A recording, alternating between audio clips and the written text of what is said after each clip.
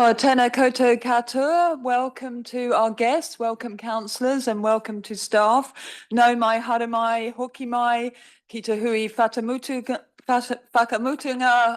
or strategy and policy for this triennium. So welcome to our last strategy and policy meeting for the triennium. And nau mai, haere mai, ki te wiki o te reo Māori. So welcome to the week of language of te reo Māori. So just like to remind councillors that this meeting is being live streamed and recorded, and that the recording will be made available on the Bay of Plenty Regional Council website following this meeting. I also remind all present that local government decision making affords no protection to councillors, council officers and the public for comments made during the meeting that are subsequently challenged in a court of law and determined to be slanderous. So with that, we'll move on to apologies. Councillor Campbell will be arriving late, and on Zoom we have Councillor Iti, Councillor Winters and Councillor White. Nau mai, haere mai, welcome. And Councillor Crosby will be arriving in person at around 10 o'clock. Any other apologies?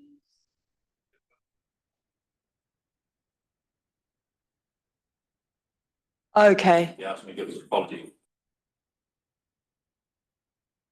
Okay, thank you. All right, noted, thank you. All right, so could I just have a mover and a seconder for those apologies? Councillor Nees and Councillor Scott?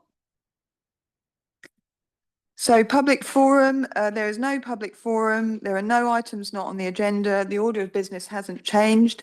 Any declarations of conflict of interest? There are none. So on to the minutes. Any corrections to the minutes?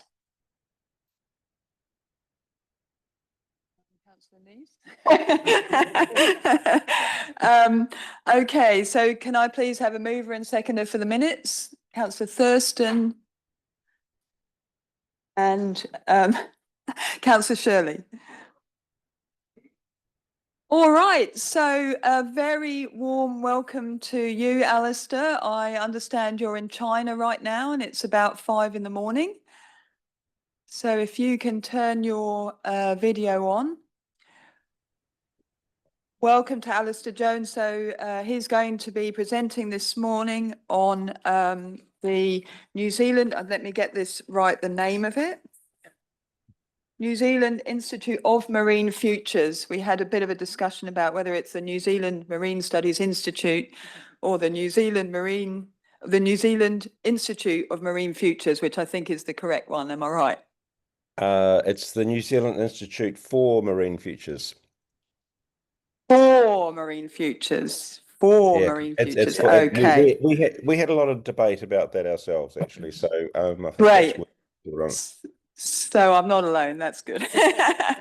Right. So the floor is yours, Alistair. Warm welcome. Thank you. And it's wonderful to be here, even if it is 5 o'clock in the morning. I have a 6:30 flight anyway, so it is good time. Also joining me is Professor Chris Battershall and Dr. Kathy Bunting, because I can't be there. So Chris, would you like to come up to the table, please? Great, thank you.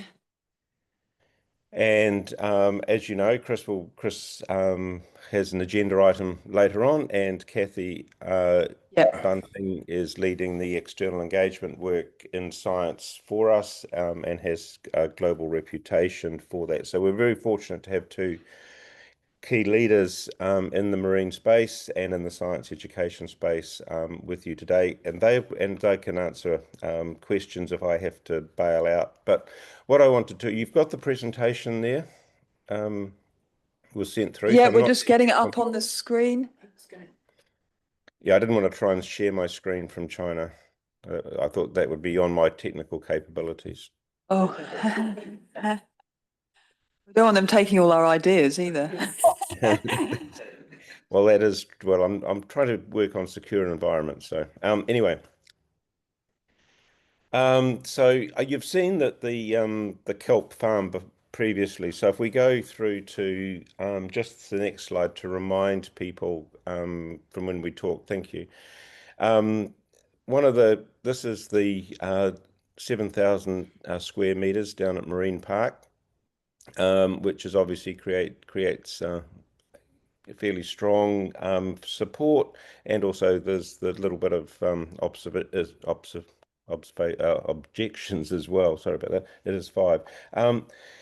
So we do have the 99-year lease for that. We have started that lease process. We are into that lease for the next 99 years.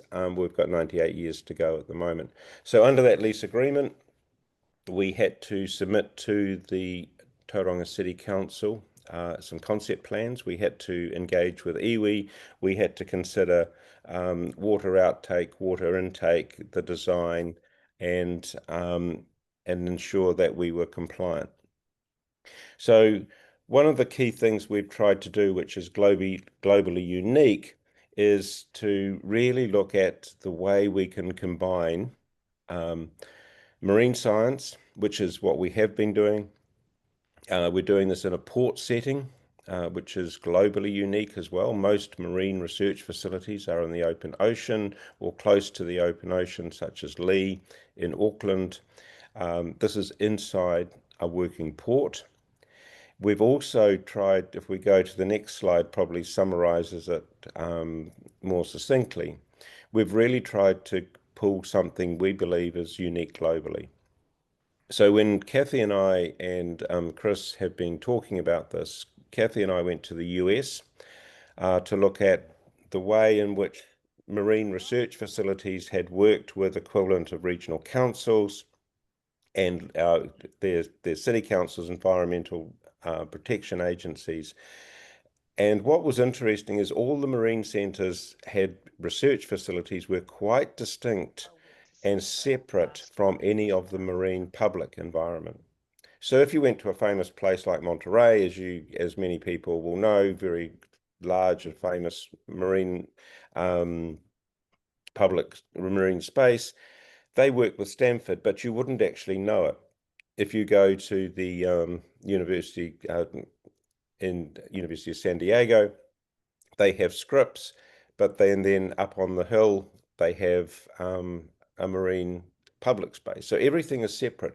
What they really thought was amazing that we could achieve is right from the get-go, we were going to be unique globally, where we were bringing the research into the public eye. And that was the big game changer. So we can talk about the port, we can talk about remediation, we can talk about coastal protection, we can talk about aquaculture, and for the public to be able to come in and see those experiments and see the work that we're doing directly. So we believe that that is unique. Of course, universities are not there they're there for public education, but the whole museum open space is not part of what a university does. So we're looking for support on how we might do that. So really it is about university and public education, the impact that we're doing, community access engagement. The other thing about the site is that it's unique globally. It connects right across the Pacific. The work we're doing is of national importance all the way down to Bluff. We are also, I think, as you all know, the environment in the wider Bay of Plenty is unique, where with Whakaari White Island, New Zealand's largest working port, estuarine space, aquaculture. So it is, I think, in that sense, a really unique opportunity. So what I'm going to present this afternoon with Kathy and Chris's support is to show you the conceptual design for it. And if we move to the next slide, then what we have is down the bottom, you'll see some orange or burnt orange, purple, some grey space. What we've tried to do is have a public entranceway which would show the workings of the port, the marine environment, large marine tanks, and ways of engaging. We've got Kathy's the New Zealand director for the New Zealand Science Learning Hub. We have video of the marine environment, plus all the teaching resources that go with it in a highly interactive way. We can show those. We also talk to the port. We can show the workings of the port. And one of the things that impressed us in San Francisco was the ability of the public to see the workings of the port in a marine and space such as this. As we go through and you go through and move to your right, you'll see go into a grey area, and this is the area that's unique. There are two large double-story tanks to show kelp farms and the marine environment out on the reef. So they are your standard, I guess, aquaria. And then you go through and round, you'll see dotted round the grey spot is tanks. In these tanks are all the experiments that the university is doing. So whether it's crayfish in the harbour, whether it's supporting mussel farm development, flounder and aquaculture, the research on lettuce, sea lettuce, the nutraceuticals that come out of that. So what you're doing is then integrating, and our scientists are engaging directly with the public. In the middle there, you'll see your standard touch tank. So in the middle, so it's quite a large space then for what we're calling the research gallery, the cafe, the public engagement space. Public events can be held there really to bring people into the marine environment. As you move through into the purple, that is more work we need to have, which will be purely for the science. Moving to the north of that is the solar farm. Some of you will know that the work we're doing in the marine environment there with seaweed and the aquaculture farm, and then there's the facilities to run that. So these will be open to the public. The demonstration deck and playground is really to try and draw people into the environment, and we'll create a community space for people to engage in the working of the port, aquaculture, and as we've talked about. The demo deck, I know when Chris cuts up a shark, he can get several hundred people there. So the idea is to bring people in there. If we go to the next slide, then what we've got on the slide, this is the second story. It's only a two-story. We can't build, it's on reclaimed land, so we can't build it too, can't be too heavy on the land, if you like. So we have a seminar room which will take 100, 150 people. So seminars would be done for the public out, looking out over the Moana and up into the harbour, up to Mauao. And then we've got some research laboratories there, which are really research and teaching for bringing students in. We can't cope with the demand at the moment from schools wanting their students to come in and do experiments to be able to work in the marine environment. And then we have a dry lab right up in collaboration. The grey area at the top is the roof really for the aquaculture. So the idea for us is to try and bring everything that we're doing into one place to support the community. If we move through to the next diagram, then really this is just some graphics. So it is the curated views, the tank there you're seeing with the large jellyfish, and those are the kinds of tanks that we would have around. We would have touch tanks. When I think Kathy and I were in San Diego, Kathy, the queues to get into the touch tanks, they were just queuing everywhere. So people really want to engage with that. So what we're trying to do is bring all that out into the open and really promote the work, the science, the work we do with you from the regional council perspective and so forth.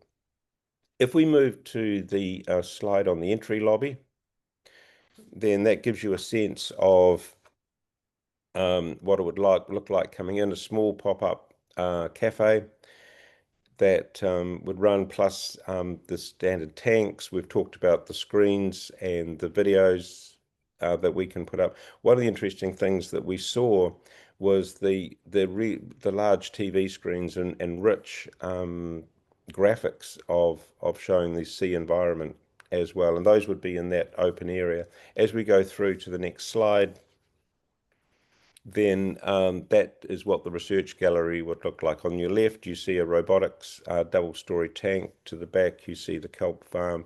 Looking outside, you can see to the demonstration deck and those doors opening to the demonstration deck, as well as the large tanks and then the tanks around the outside. So it's a very large public space. It would be unique in New Zealand. The National Aquaria in Napier has nothing like this, and this would be really a place for people to come from across Tauranga, but the wider Bay of Plenty, obviously, the country, and then we have cruise ships coming in. So this is really very much an environment where you'll see the work that we're doing, whether it's conservation work, whether it's getting nutraceuticals out of seaweed. This is where you'll see the work going on. If we go to the next slide, this is looking down from the boat park up to Mauao. The southern entrance, we've tried to keep it simple. We've designed this in association with iwi. We've had full iwi support for the design and worked alongside them into the design of the whole process. So the it's designed on the basis of the landing space of Waka to Waka, and Waka is the prow at the front there. And if we go next, you'll see that as we go through the next slides. You'll see the southern approach, the northern approach. You can see the glass there for looking out over the Moana, the demonstration deck in the middle, the other Waka on the other side, across to, on the left-hand side, the aquaculture plant. So rather than things being behind closed doors, we're opening up the research and the way, and we're opening up the Moana to the whole public. And if we go to, I think, the Western approach probably gives people a much better idea of what it potentially will look like. So public space very much to the fore. Public access is absolutely key. Engaging students and into the marine environment. We're growing globally in terms of our research. We are stuck now, I guess. We can no longer do the work that we need to do. We're not, because the facilities are falling down. We are not able to engage the public that we'd want to. We think this creates a globally unique opportunity for the Bay of Plenty and its contribution to both conservation, public engagement, and future research. And that's why we've called it the New Zealand Institute for Marine Futures. And if we just go quickly to the last two slides, which are the site analysis, then that just gives you a sense of where it is. It's right next to the port. So that is unique. One of the interesting things is the way the port of Los Angeles actually supports Marine Centre, and the way in which at San Francisco, the port over at Oakland also supports the public engagement of their marine public spaces. And so from that, you can see that we would have to take water from the end down by the boat marina, which was on a previous slide. We would have to bring it along underwater and into the marine facility, and then clean it up and discharge it in a better condition back into that estuary there. So that's the work and the design work, and really want to give you an update. What we showed you earlier was initial concepts. Now we're actually firming on what this could be. So really happy to engage with councillors and an opportunity for us to have a broader conversation. So kia ora tātou, and look forward to the questions. Thank you. Oh, kia ora. Thank you so much, Alistair. Super exciting. Love the name, by the way, the New Zealand Institute for Marine Futures. I mean, how how exciting is that? Because things are changing so fast, and it's a future looking. And love the way you're talking about engaging students into the marine environment and that kind of immersing them in nature to get hooked in to caring and perhaps having a career in that space. So before I open it to councillors, did either of you want to add anything? No, just open for questions.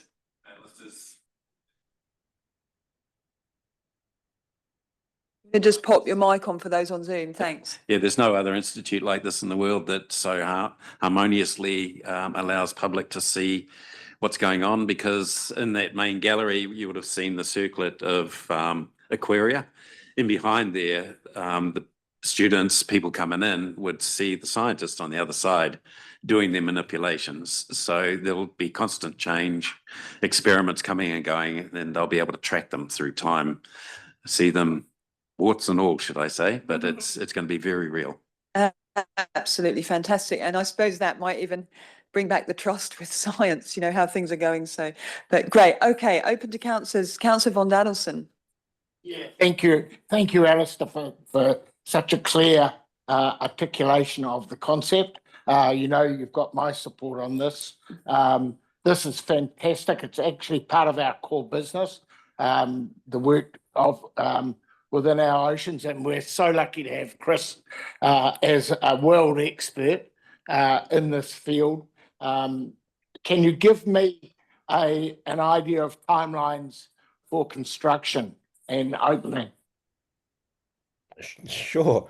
It's all dependent on funds, really. We've done a lot of work. I think once the funding is secured, then it really is a 18-month process from final design to completion. So we've modelled all that up. We've got very detailed project plans. The issue for us is securing significant funding to build it. That's the process. So under the lease agreement, we had a year to, well, really about 6 months to go through and come up with the concept design. Hence, we put a lot of work and energy into that. We've done quite a lot of work in behind the scenes in terms of modelling it up, looking for the materials. So we've accelerated that process. It really comes down to raising the funds to be able to build it. Chairman Leader, and then Councillor Scott. Thanks, Chair. Look, a bit of a tag team, a couple of questions. The first is your existing facility. That's leased land, isn't it? It's Correct. a leased building, yes. It was the hunting and fishing building. Okay, so you'd lease that. And the other question is R&D, and I know this is a little bit specific in terms of the educational side of it, but R&D is inherently expensive. What is the differentiation and the compatibility with those other R&D facilities, pure research that are around the country? I don't know whether they're at NIWA or other institutions. How's that compatibility fit with this one in terms of the research that you're proposing to do? Did you want me to answer that one, Alistair? Yeah, we could both have a go and see if we even agree. But no, we're in a unique environment. I think I'll just pick that up and then I'll let Chris talk. But we collaborate nationally. There isn't any. The research we do here is actually unique, although there are similarities. The context and the environment is unique. But I'll let Chris answer that. Yeah, all of our research is cost recovered from external earnings, every part of it. And my understanding is we are still cost recovering enough to cover the lease and the power. Of course, the overheads from grants that we get from places like MB. There was the National Science Challenge, a whole raft of things. And importantly, I hasten to add, the Regional Council here has been enormously generous in funding research students. So yeah, it's all cost recovered. It's funding we bring in from around the nation and focus it here. And we've done extremely well in the past with international grants as well. And as you'll see in the next presentation, we have more of that likely to come in the not too distant future. So the business model is one around full cost recovery currently, but and into the future. Okay, and just a bit of a prompt to you, Alistair. I mean, you've been having this discussions with essentially this organisation being Fiona and myself for a while. Yep. And the initial, how can I put this? Your initial expectation in terms of a Toi Moana share of funding is circa of Yep. $5 million. Is that right? No, it's a little bit more than that. It's been more than that. If Okay. possible. It's and the reason is the public engagement space is, I think, also going to be globally significant. So there are two parts to it. I mean, I think the operation and the lease of the place we can cover. What the issue is the capital to build the public aquaria space is pretty significant, actually. But we see that as a game changer because it's actually creating research space and public space. So when we talked about 5 million, we're probably talking 4 times that at the moment. But I'm very careful not to leak out too many numbers. We've already received 10 million from a philanthropic family to contribute towards that, as what that public space as well. We've also gone to the Regional Infrastructure Fund as well. I'm just being careful about those things financially, but very happy to have that conversation. Okay, but you might have misinterpreted my question. The total cost of the build is circa what? Yep. 70 to 80 million. Okay, thank you. Councillor Scott, Councillor Nees, and then Councillor Shirley. Look, congratulations on the whole concept. I'm very supportive. First time that I came across a submission from the university for something like this was when I was back on TECT, and the concept then was to get school students in particular have the access to come in and see research happening. Unfortunately, the concept changed a wee bit, and it was going to have school students coming and seeing people working at computers, so which I didn't think was going to be that exciting. Because anyway, but I'm excited to see that it's changed back. You've got the demonstration deck, you've got the the seminar room, the setup so that things can happen. Obviously, the opportunities for tourism is huge, and just as a public facing approach, I really like it. It's the Institute for Marine Futures, and of course, to have a marine science future, we need marine scientists. So I see this as a very positive contribution as well. And once again, I think that's something the Regional Council should be a part of. So I'm feeling very positive towards it all. A big question we have that comes from I've got a couple of questions. A big question we have that comes from the community is this is some green space, and we have to be careful that we don't use our green space up with buildings all the time. I have a innate wariness about architects' drawings. So while it looked very pretty with all that grass around, can you just give me an idea of what percentage of that green space will be used in building plus car parks plus built stuff, and what will remain as green space? So yeah, I can. 6% has been set aside of that. So some of the diagrams don't adequately portray it, but 6% of that green space is the 6,900 square meters. So 6% will be green space? No, sir, 6% is being used for the facility. Oh wow! So that's. I don't know if the community's got that in their head, because that's quite a low number in my view. So that's great to hear. The second question I have, I have actually, that keeps being taken out of social media posts for some reason. I don't know why. I've been quite clear. The second question I have, and you may have answered it, because the question was about if funding was provided over what timeline. Am I understanding it will be a maximum of 18 months that we would be providing it, or is there some other No. arrangement that What- could be what I- made to? There's multiple arrangements. I mean, I'm seeing what is there. We can actually take the money over a period of time. We can take it over 5 years. That's one of the models that we have done with the private philanthropists. So they're paying a portion of that over 5 years because, you know, we can get some other backing. So I think what we need to is to secure the funding long term. How we package that up, we're more relaxed about whether it comes in over time or whatever. The university is taking the risk on it, but we need capital to be able to do that. How that comes about is we're relaxed to be able to work that through financially. So we can take it over multiple years. Councillor Nees. Sorry to tarry, Councillor White, you're after Councillor Shirley. Sorry, I haven't forgotten you. So Councillor Nees. Thank you very much. It's very exciting and I really appreciate you talking to us today. I've got two questions. One is, have you future-proofed the design for growth? Thinking about the city's growing, the likelihood of us needing to do more with our marine space is certainly going to be growing.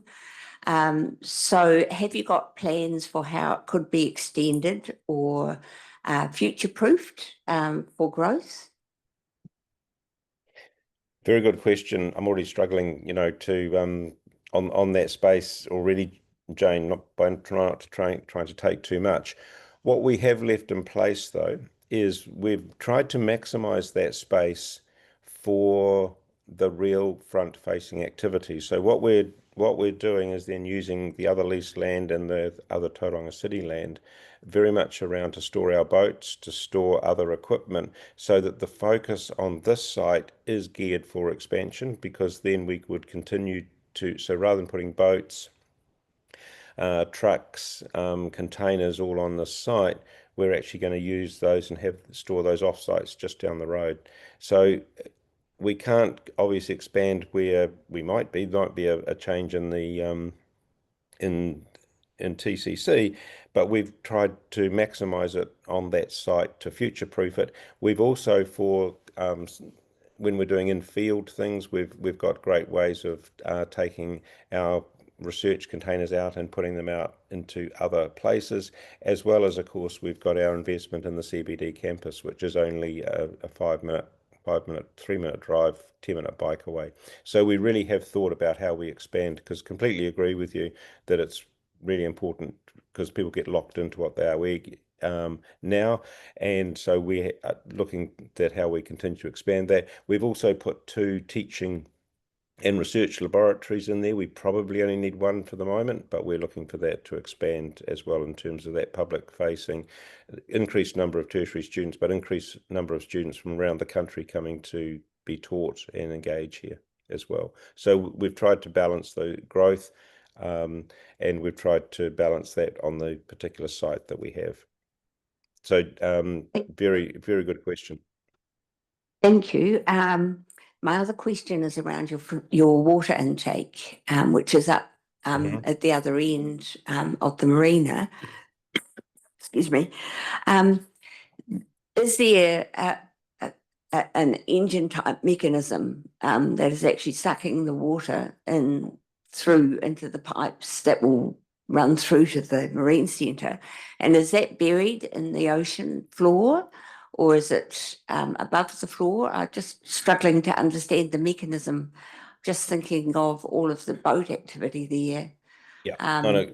And also the risks if there is contamination in the water from some sort of oil spill or something. Yep, really good questions. So what we would do is the pump would be down on the ocean on the ocean floor. So it is hidden. The water gets, at this stage, the modelling, the water gets pumped along the barrier. We'd have to work through that underwater, because then you don't have to cool it, because often in extraction of seawater, it heats up as it comes through the sun. Then you've got to put large refrigerant plants in. We bring it in very quickly. It goes through filtration systems and then around the aquaria. It's cleaned before it's then discharged. So it'll go back in cleaner when it's discharged just out into that estuary, because the estuary there is only a metre or two deep. What we will also have to put on there, Jane, is probably 1 million litres of storage as well, because you're right. If there is a storm, for example, we would have to shut it off. And so we need at least 2 tidal cycles of not taking water in to keep the facility going. Thank you very So much. we've thought through that. So Shirley?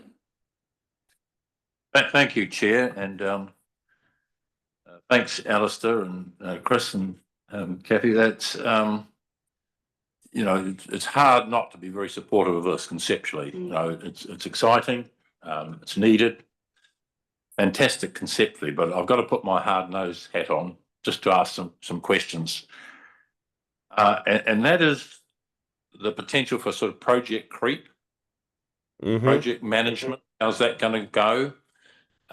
Because it's a huge potential. Like, scientists, academics do not have a good track record in project management. And it's not your business. I wouldn't expect you to. But these sorts of projects, there's dozens through recent times that are just sort of blown out of all proportion. So we've got a upfront capital cost of 70-80 million, potential for that to blow out. Who's going to project manage it? You've got to have a tough project management, because the more wonderful the idea is, the more temptation to have all the clip-ons and the add-ons, and there's variations that kill you in every project management job. So that's sort of question one, that who's going to be that tight-ass person who's going to project manage it? And then that's your capital upfront cost. What about your operating costs? You said that it's the business model's full cost recovery. What's the details? What does that look like? Because there will be very substantial high operating costs. And that sort of leads me on to a whole lot of other questions. I suppose I'm being sort of too general, but these are what are exercising my mind, because the more wonderful a project is, the more disciplined you have to be. I tell you what. One other question I'd slip in there. One of the dilemmas of our science research is our CRIs, which have now been restructured. They had to compete, yet collaborate, and for decades that had problems.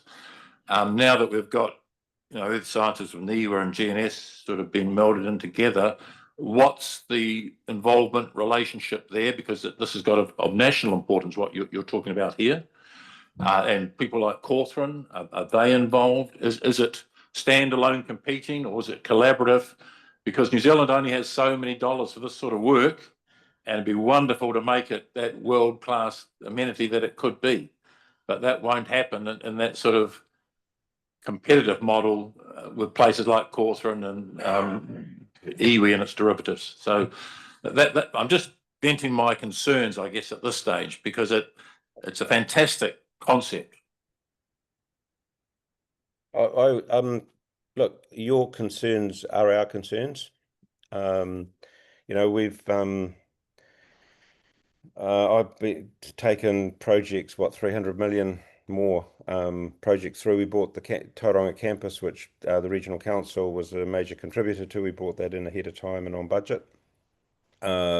We apart from the PAR, that was done, but that was over, and that was done during COVID. So there was the 10-15% on that. But one of the key things for me is that the university is very hard-nosed about it in terms of the project teams we put on. We don't do this internally. We actually also contract project management teams, but we are very rigorous in the way that we approach this, and we have to be, because we're dealing with public money. I understand the concerns around project creep.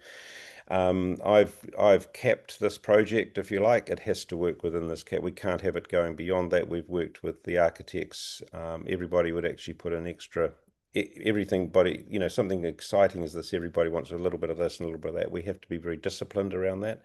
But I can point to our past record. We do work with external, very hard-nosed contract project managers. And also the university is in that space as well.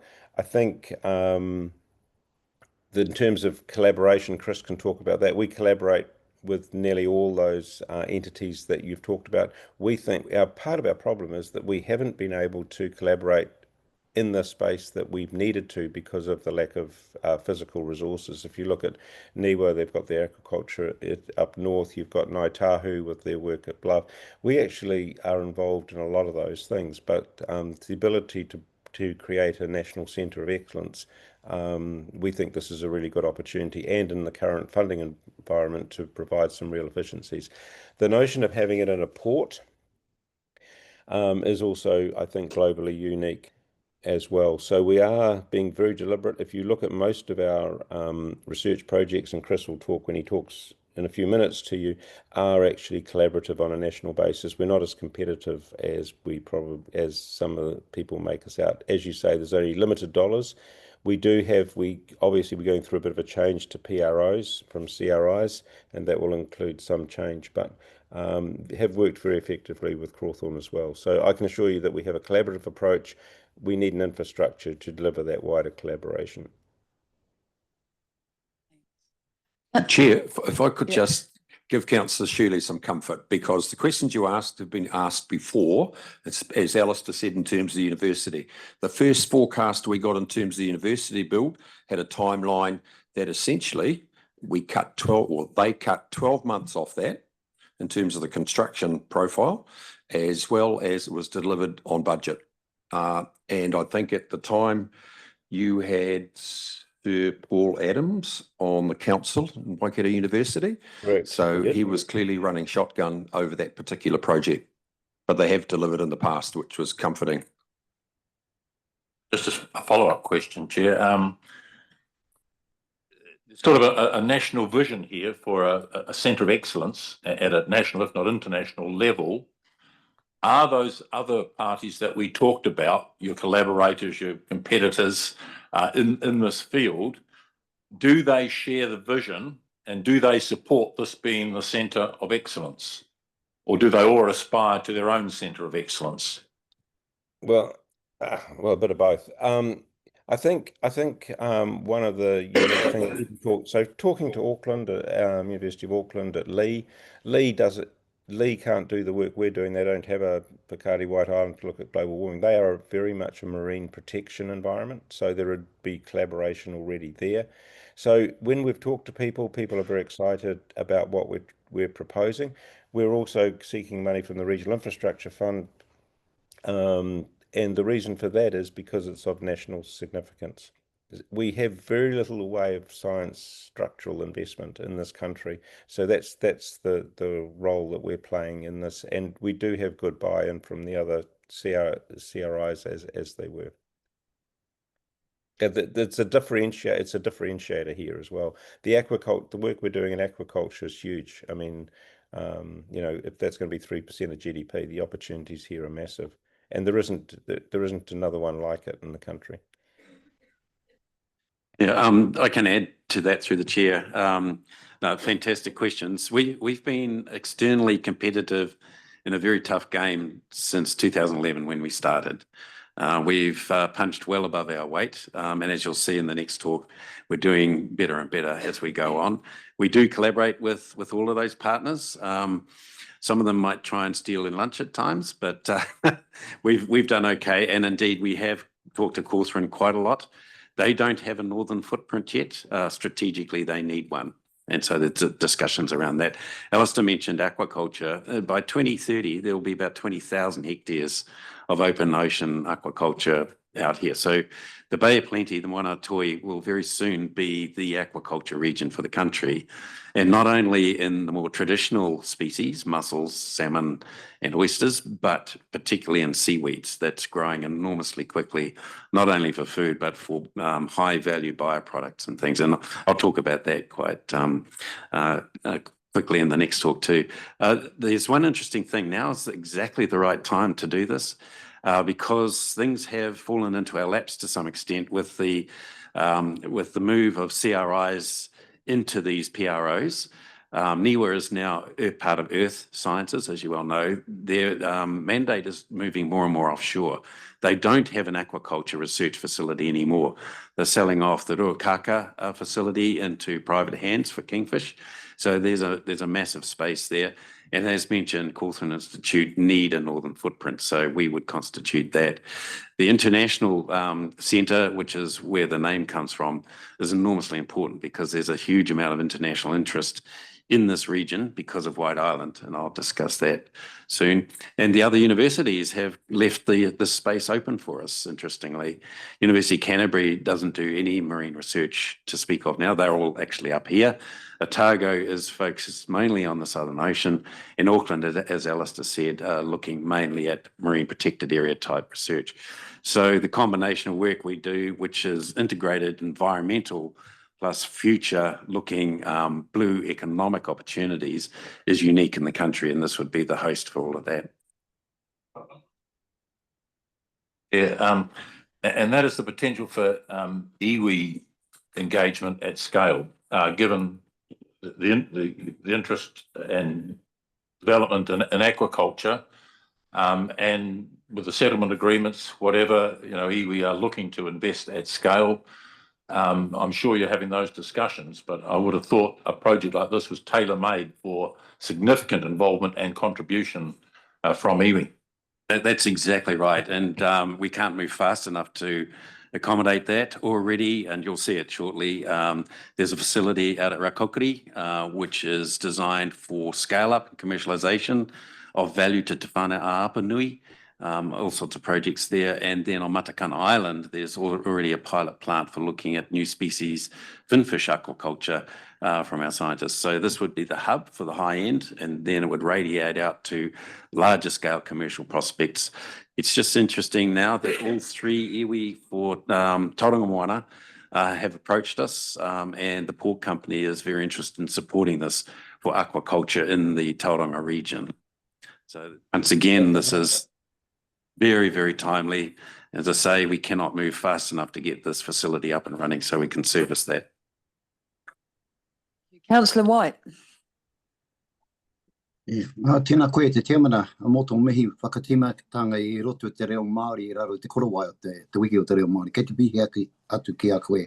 Alistair, look, thank you. I'm certainly supportive of this particular project, and the concept looks great, and I think it's much needed. Nervousness has been expressed around potential project creep and so on, and Councillor Shirley just raised the question of iwi. In your comments, I always get a bit nervous myself when this comment is made that we have full iwi support. What does full iwi support look like? Yeah. Sure. So that's in terms of Tauranga Moana, not wider than that. Yeah, Tauranga Moana. Yeah, and so we took them through the design process with us and on the site. And so we worked with the chairs, we had the iwi consultative group, and they signed off for us the design and the concept that they were comfortable with that. So yes, I'm very careful myself about what full iwi support is as well. So we have deliberately engaged with them from the get-go and over a long period of time, but the notion of this being not the design not being in conflict with the environment, the design also, and being consistent with this was on Mangatawa Rock. This is actually reclaimed land, and also I think the other thing too is, would this benefit the next generation, and would it support future iwi development, and does the design the meet in terms of the cultural perspective. So all those things were put on the table. We had some very, I think, interesting and discussions, as you would appreciate, over the last year. This was, and we incorporate. We wouldn't have had some of the design features of this unless we had listened to their concerns. But we haven't taken, as you say, you know, iwi is huge. It's always variant, and I'm always a bit worried about saying it. But they were very happy for me to pass that on to the council when we took it forward. That's great, Alistair. Yeah, because and I'm sure Whakatohi and Whānau Apanui as well will be supportive of that. I'm conscious of some of their conversations around the marine opportunities, and I'm sure they would look forward to something like this as well. And we've had initial discussions with them. As for them signing off on the design, that wasn't part of the process that we're having with them. No, but it was more about the opportunities for them. Absolutely. I'm sure they'll be envious of nothing else, both from a rangatahi point of view and also from a commercial point of view as well. Cheers, mate. Thank you. So we've got Councillor Thurston and Councillor McDonald. Thank you, Chairman. Alistair, thank you for your presentation. And like my fellow Rotorua colleagues, I share a lot of excitement about the project. But currently there is quite an amount of criticism with regards the emphasis that's being placed on the Western Bay of Plenty in terms of infrastructure and, dare I say, spend. And it's coming up quite regularly from the mayors of the Bay of Plenty. And your pitch today has been to a regional council. So there is more than just Tauranga and the Western Bay involved here in any decision making.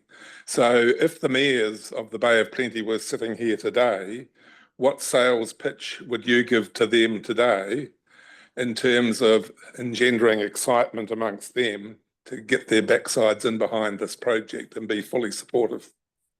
Great question, because it's something that has been in the back of my mind. I grew up in Rotorua as well. So look, I think that the thing for me is that, you know, we have work going on in the freshwater environment, and there's the saltwater environment, and I think this provides a real hub for those two parts of the activities that we have. We're not taking away from that, but I think the whole area of estuarine is an issue across the Bay of Plenty. General tourism, bringing people in.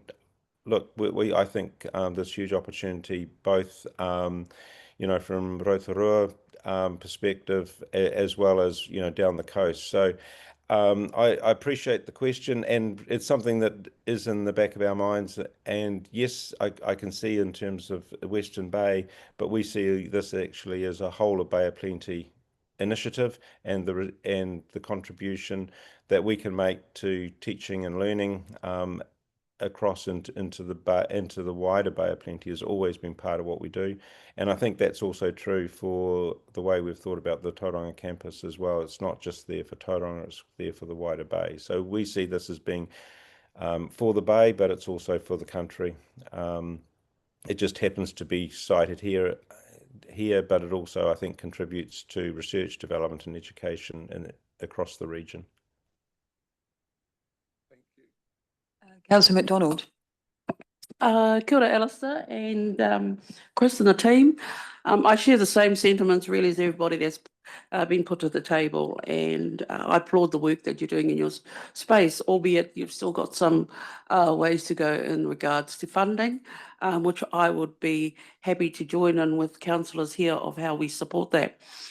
Just in response to Councillor Thurston's question around how do you then encourage the rest of the region to become involved, I would implore you to use tangata whenua, mana whenua that you've already starting to engage, to filter across the rest of the region into the Māori ward constituencies and the whakapapa connections they have throughout the region. Have them aboard to go and spread that word, because you know, the relationships are already there, and they've been there for hundreds of years. So mana whenua here can talk to those in Te Arawa, Ngāti Porou, Te Whānau Apanui, Ngāti Awa. They already have those connections, and I see Councillor White putting his things up. So, you know, the mechanisms are there for you. You just have to take them along with you on the project and ask them to help you to spread the word throughout the region. Don't just rely on the mayors. There are more power out there in our communities with our people. So I suggest you take that as part of your process to spread the word throughout the region. Yep. Other than that, I yep. just I look forward to further updates. Thank you. I'm Kia ora. Kia ora, I'm going to have to apologise because I do have a plane. I do have to catch. But you do have. Well, Christmas- thank you so much, Alistair. And I think that is the end of all our questions. So just in the nick of time, and I was thinking you'd be wanting to get yourself to the airport. It's probably quite away from where you're staying, I'm not sure. But next steps are, you can see the passion around the table for this project. You know, you've got a lot of drive and support from us. But my understanding is that you'll be bringing a business case to us in October. Well, I say us, Yeah. it might not be us. Some of us, we don't know who yet. No, Some but definitely won't be here. we're- But yeah, so and we are that will be we the are next preparing that steps. now. Yeah, and Yeah. we'll do that. Great. All right. Ka kite, Alistair, and Ka thank kite. you very And- much. All right, thank you so much. Really appreciate being able to talk to you, even if it is from 9,000 kilometres away. Fantastic. Great. And thank you so much, Kathy and Chris. And Chris, you're our next presenter. Kathy, you're very welcome to stay there for this as well. I'm not sure.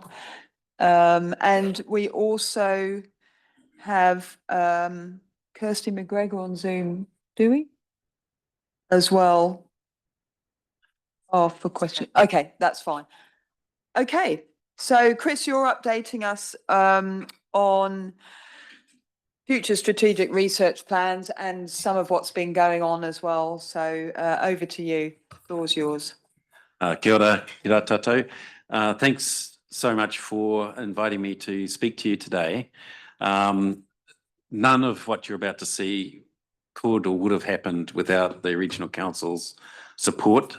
So my heartfelt thanks to all of you here, as well as councillors that I've engaged with since 2011. And I'd like to especially thank councillors Leader, Nees, Thompson, and Councillor Iti, who I understand won't be continuing. It's been a real pleasure to work with you and see what you do, that you do so well. I've learnt a lot.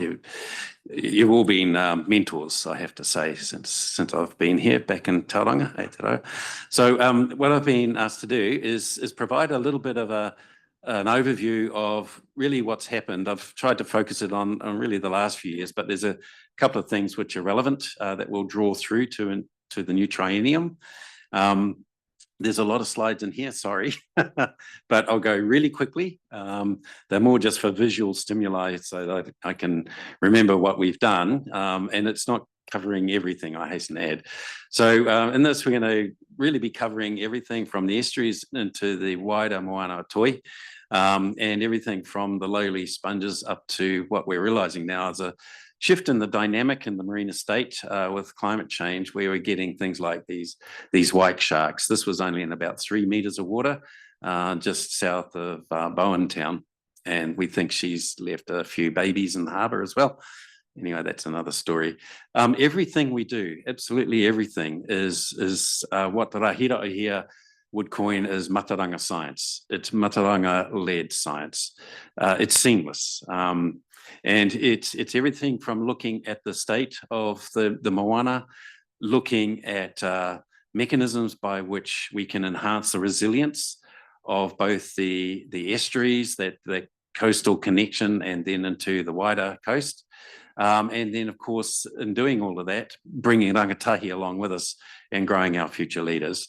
We're not about coming up and just saying, let's protect the entire estate. Rather, we look at mechanisms by which management can benefit, that we can make your jobs easier to look at enhancing the marine estate and its connections through to the freshwater estate. And at the same time, thinking about how that might be made economic, so that's not a burden on ratepayers or taxpayers. We're about research and training. Just a quick snapshot of where we work. The connections are international, including the Antarctic. We still host the Antarctic platform for Aotearoa, and we work in with the Australians in that sense. So as you can see, Tauranga is becoming really an international nexus, which is why we need this facility to reflect really the status that we're now starting to represent internationally. Just a quick flash of some of our partners. We are maintaining these collaborations with all of these partners. University of California, Santa Barbara in particular, is becoming increasingly important. I put this up because these relationships with the drug discovery industry from marine organisms is becoming increasingly important. We still have a program in there linked to the Maurice Wilkins Centre, Ferrier Institute in the South, but a lot of the information that we get out of these programs, which I've had a legacy with for my entire career, is informing some discoveries that I'll tell you about in just a little while in the agricultural space, surprisingly. Europe, we're the only Southern Hemisphere Australasian partner and a European pharmaceutical consortium as well.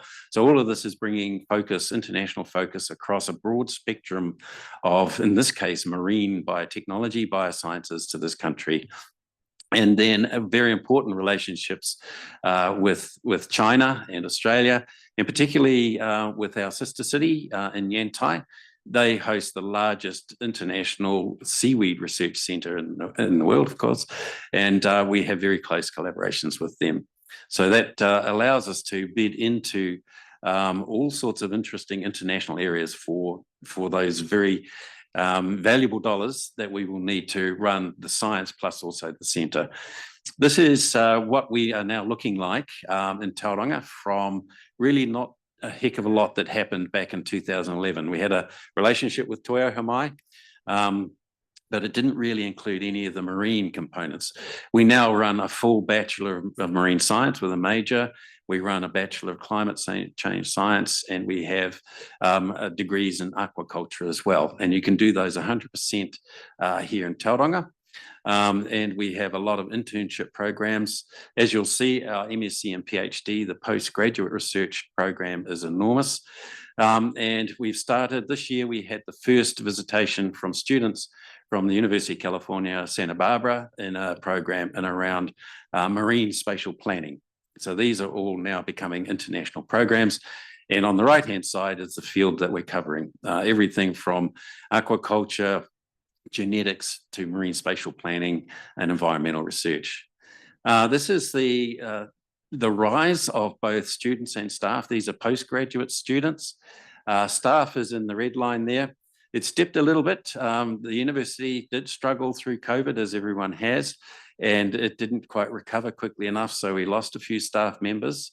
I hasten to add in that it looks like we've got a 20 or so staff load. 5 of us teach pretty much fully. The other staff are equally positioned to technical support and or externally funded researchers, 100% research scientists. And then those plus us who engage with undergraduate teaching as well are responsible for the postgraduate student supervision. So you can see that we're up to around 30 or so, 35 postgraduate students. So this is masters and PhDs. If you sum across all of that over the time that we've been here, since when we've really first took on our first student, a crazy Frenchman as it turned out, who worked in estuaries, we have graduated now probably 160, 170 postgraduate students. Most, if not all of them, are in jobs in their chosen fields, and most, if not all of them, are doing extremely well. And that includes about 30 or 40 German students from the Intercoast program. So this is very important to us, the science of Maui. We really do want to reach through to those school leavers and those who've left school, had broken education. Many of our students from the region are in that domain. They've often thought the uni is not for them, might be too hard, but we've found that once the stepping stones are put in place, they excel. And what this new centre is obviously designed to do is to reach further and further back. We had, as many of you will know, when down at Sulphur Point in the early days, we housed the House of Science there in its inception, and that proved to be very, very useful for us. Unfortunately, they grew too big, as did we, but we want to then re-embrace, I think, that relationship with students way back in their careers and influence them to come. And so growing rangatahi, we have a growing internship program. These are students brought out from all over the regions, Te Whanaapa-Nui in particular, and they are doing very well. They have an internship with us at Raukokiri, as you'll see, and then many of them are going through to continue either their undergraduate career or get into postgraduate work. So I mentioned before in the question time with Alistair that we are acutely aware of the precious space down at Sulphur Point. It's for the high-end research. And so once you finish your research, you will go off probably up into the central campus to write up. But we are already in the situation where many of the more economically aligned projects, particularly with seaweeds, are now at proof of concept or beyond, where we need to grow the scale of that type of research. Raukokiri, and this is a vision for the whānau out there, we tried to help them keep the school going. This is way back in 2012. That didn't quite work out, but they had the vision for the entire community there, including over the hill to Ngāti Porou and Tairāwhiti, to have a centre for growing interest from rangatahi in the marine sciences. So this was launched in 2023, the Raukokiri Research Centre.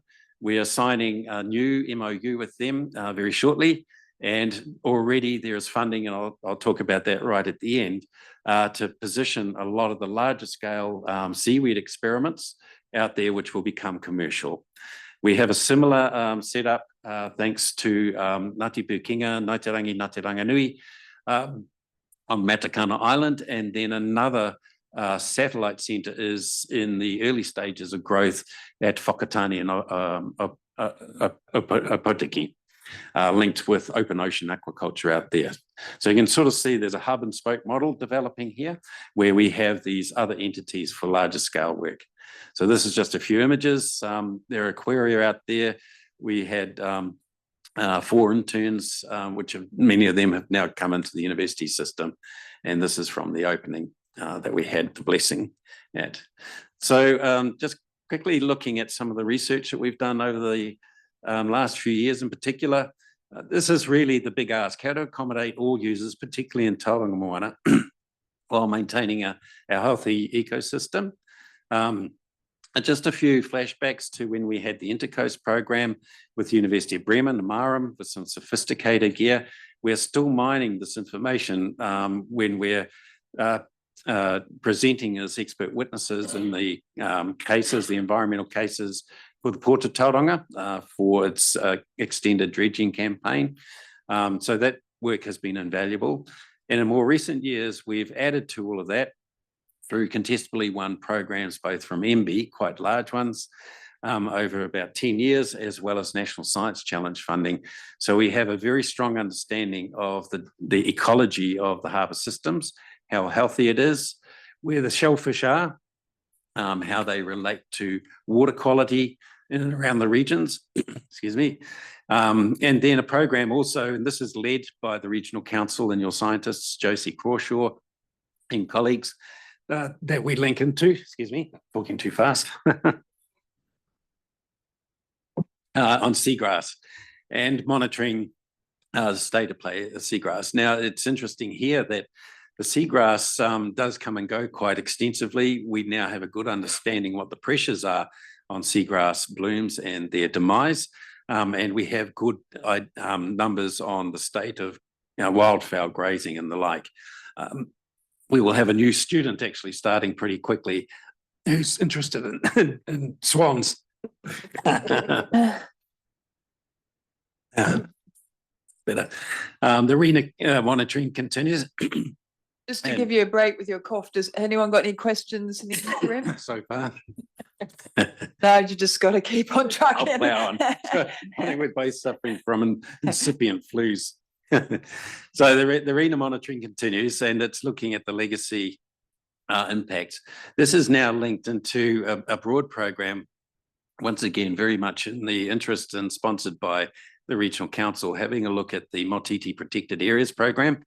And just quickly flashing through all of these sites continue to be monitored by us and your own divers using eDNA, looking at fishes and the like, through to Kina and Kaimoana species.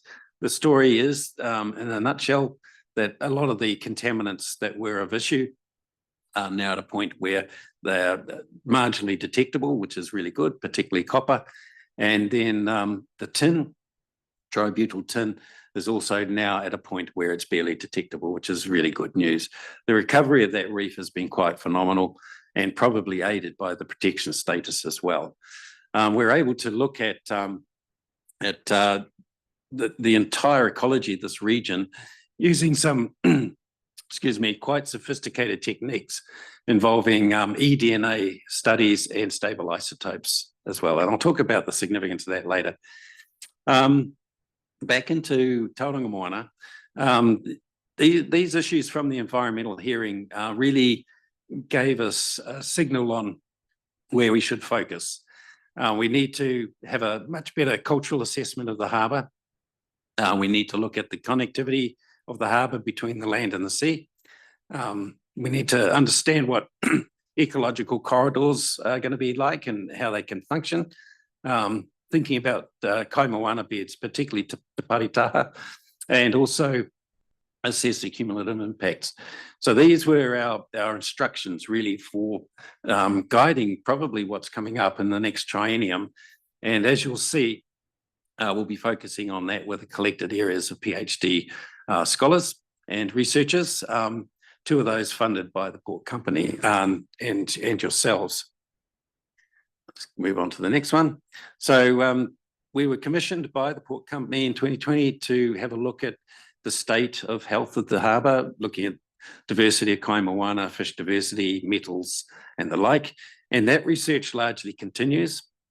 And we're able to integrate that with what you have generated in terms of catchment flows of sediments, and then what the trajectories of sediment inundation, particularly the fines in the harbour, are like.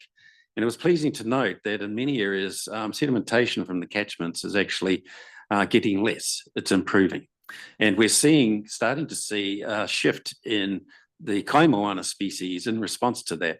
Now, a number of them are still at relatively low levels compared to the information we have from the Mataronga.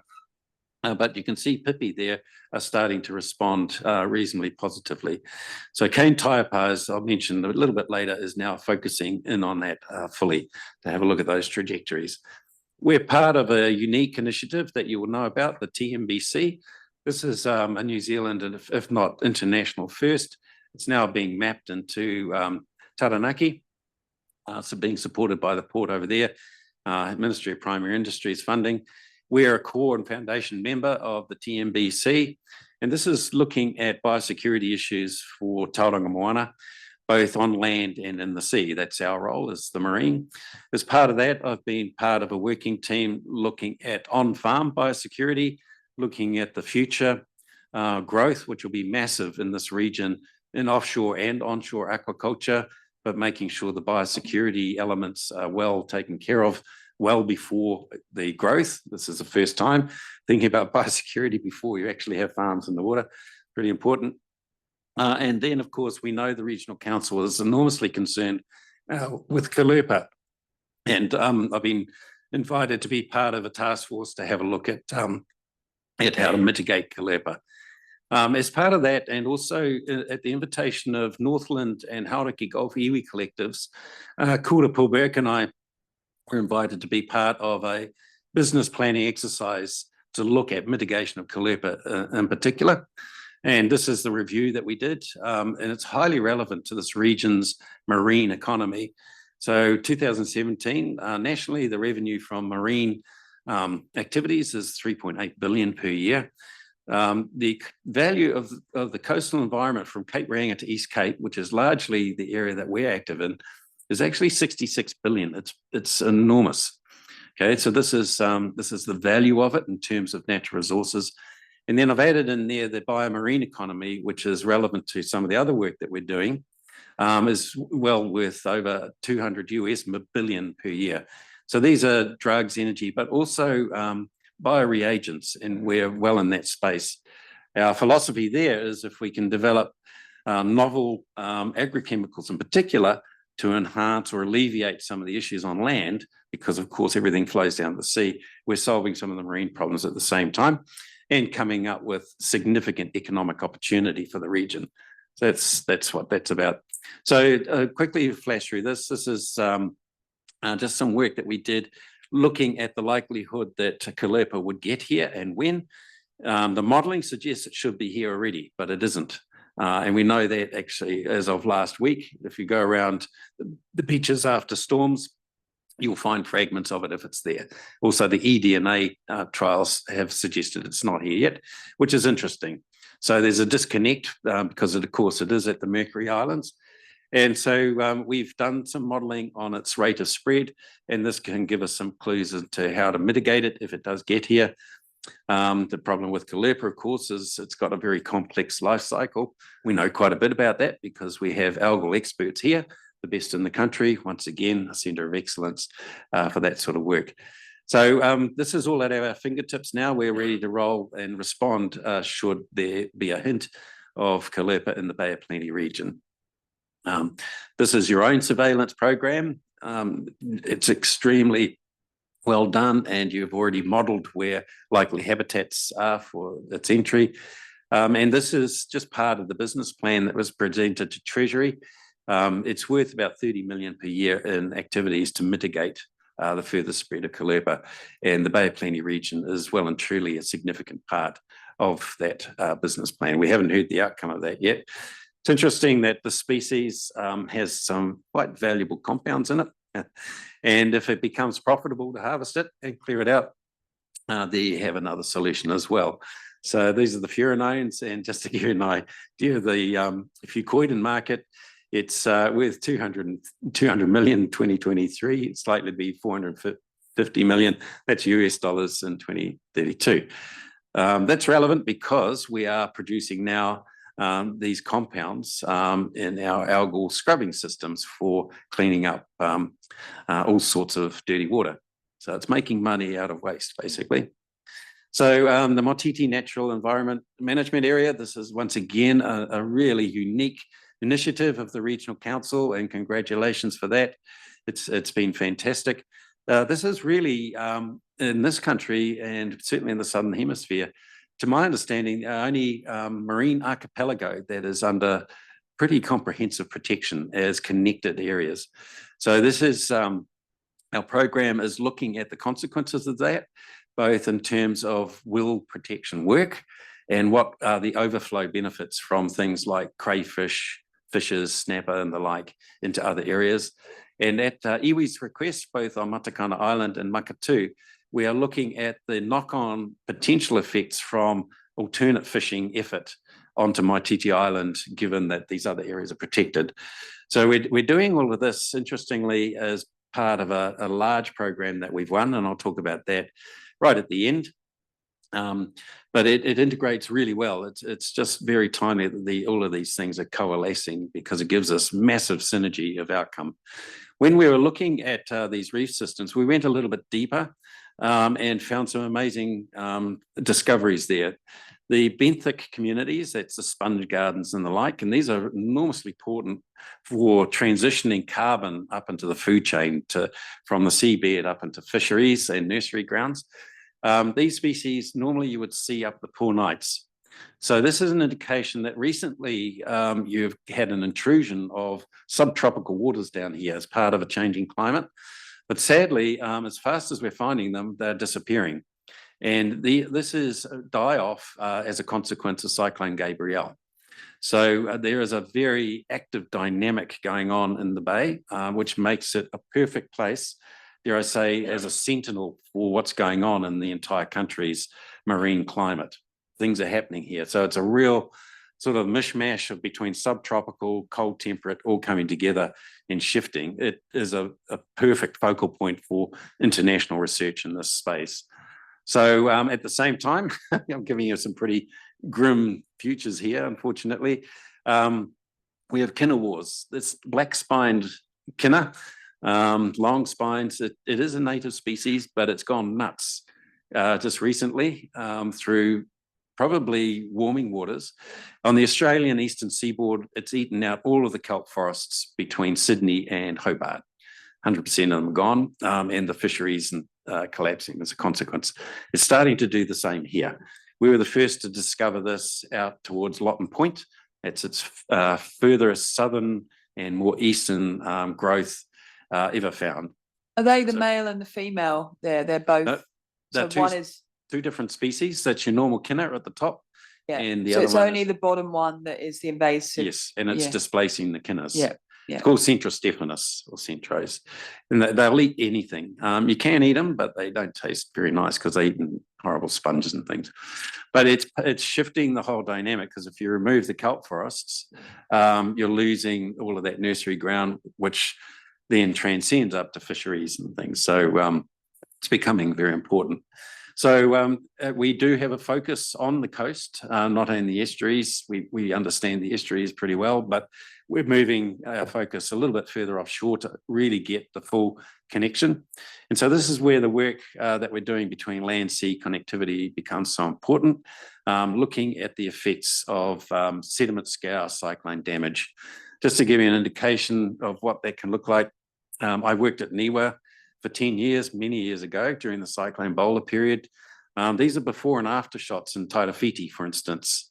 There used to be sponge gardens, nursery grounds out there, but now that's what it looks like. And that's off bowler. So, you know, the Waipu River was delivering 35 million tonnes per year of mud, and it just carpets everything.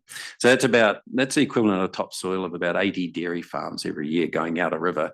Not good for the farmers and not good for the marine estate either. So this is a very large problem around the entire country. We've won a very large MB contract to have a look at this issue on what we can do to mitigate what are the manageable stresses in and around the land in particular that might be able to mitigate some of this damage.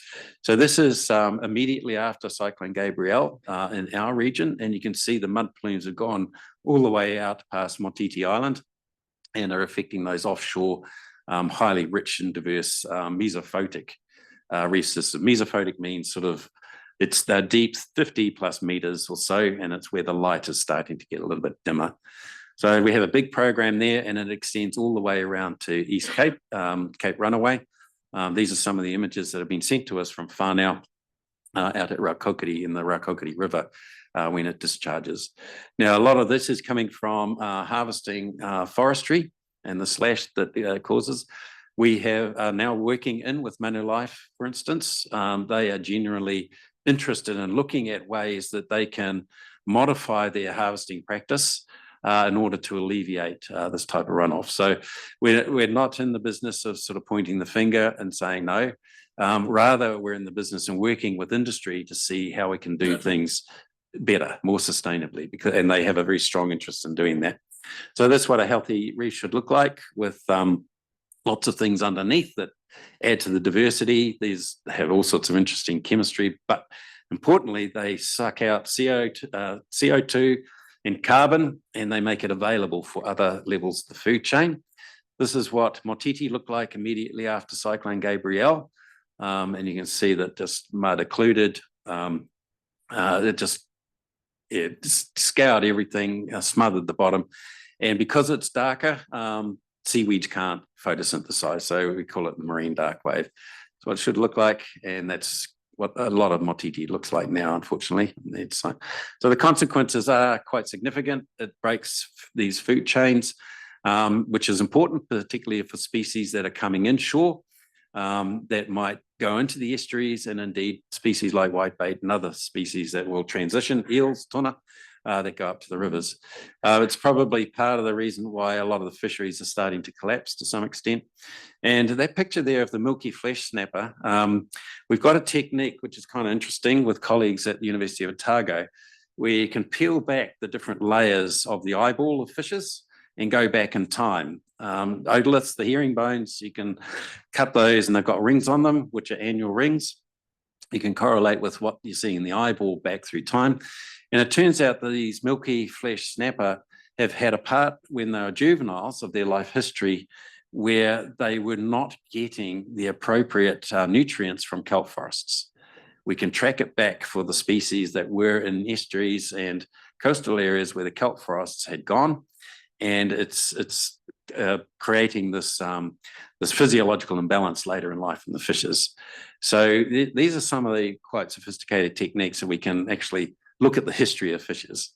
So I mentioned before that we're interested in looking at both ends of the spectrum, the environment, but also what we can do to mitigate environmental impacts and pressures, calling this blue to green. One of it is because of very close linkages we have with the engineers, coming up with robotics and all sorts of tools for monitoring the environment using remote sensing equipment. But this is another example where the interaction across disciplines works. We have here a connection with the engineers. The engineers came up and said, give us a tricky problem. And one of the issues that we had from iwi was, can we restore tohara? Now they like to live in sand, but if you have an aquaculture system with sand in it, it's very hard to keep it clean. So these guys invented 3D printed little cradles for baby tohara, which actually would grow as the tohara grew, and you would grow them in multi-dimensional upwellers. It worked. They got a prize for that, and they spun out a company now, and that's a tool that can be used for tohara and for the far north. So they went up to Mitimiti. Aquaculture and looking at the blue economy is really important, particularly, and the question was asked, what the relevance and support of iwi. This is all with iwi. So Simon Muncaster is setting up, as I mentioned before, aquaria on both Matakana Island, Potiki, and around at Raukokore. His initial target is on Pakati, flounder, but he's also going to be looking at Warahu and Mahi as well, because they're down here also. So another project, a question was asked about, what about the inland systems? We're working with Te Arawa Fisheries, looking at trout. We are a great believer. I know that's anathema to some folks, but marine-based trout are actually a really good target for income and industry into the future. The circular economy is really important, and it was about 14 million. This is sort of an indication of some of just how we do business. We go out and we hunt funding, and we're very aggressive at that. We've been quite successful. So the 14 million from TEC with both Regional Council and university's support allowed us to set up the seaweed platform. Marie Magnuson runs that, and that is now going gangbusters. So it's looking at the humble sea lettuce and what it can do. And these HRAPs, these high rate algal pond systems, this is a picture of one, I think there was at Te Puke. There was one scrubbing sewage in Rotorua. There's one now cleaning up the river systems at Thames, a large scale system. These are generating and scouring dirty water, even sewage, for all of the nutrients that would otherwise go out.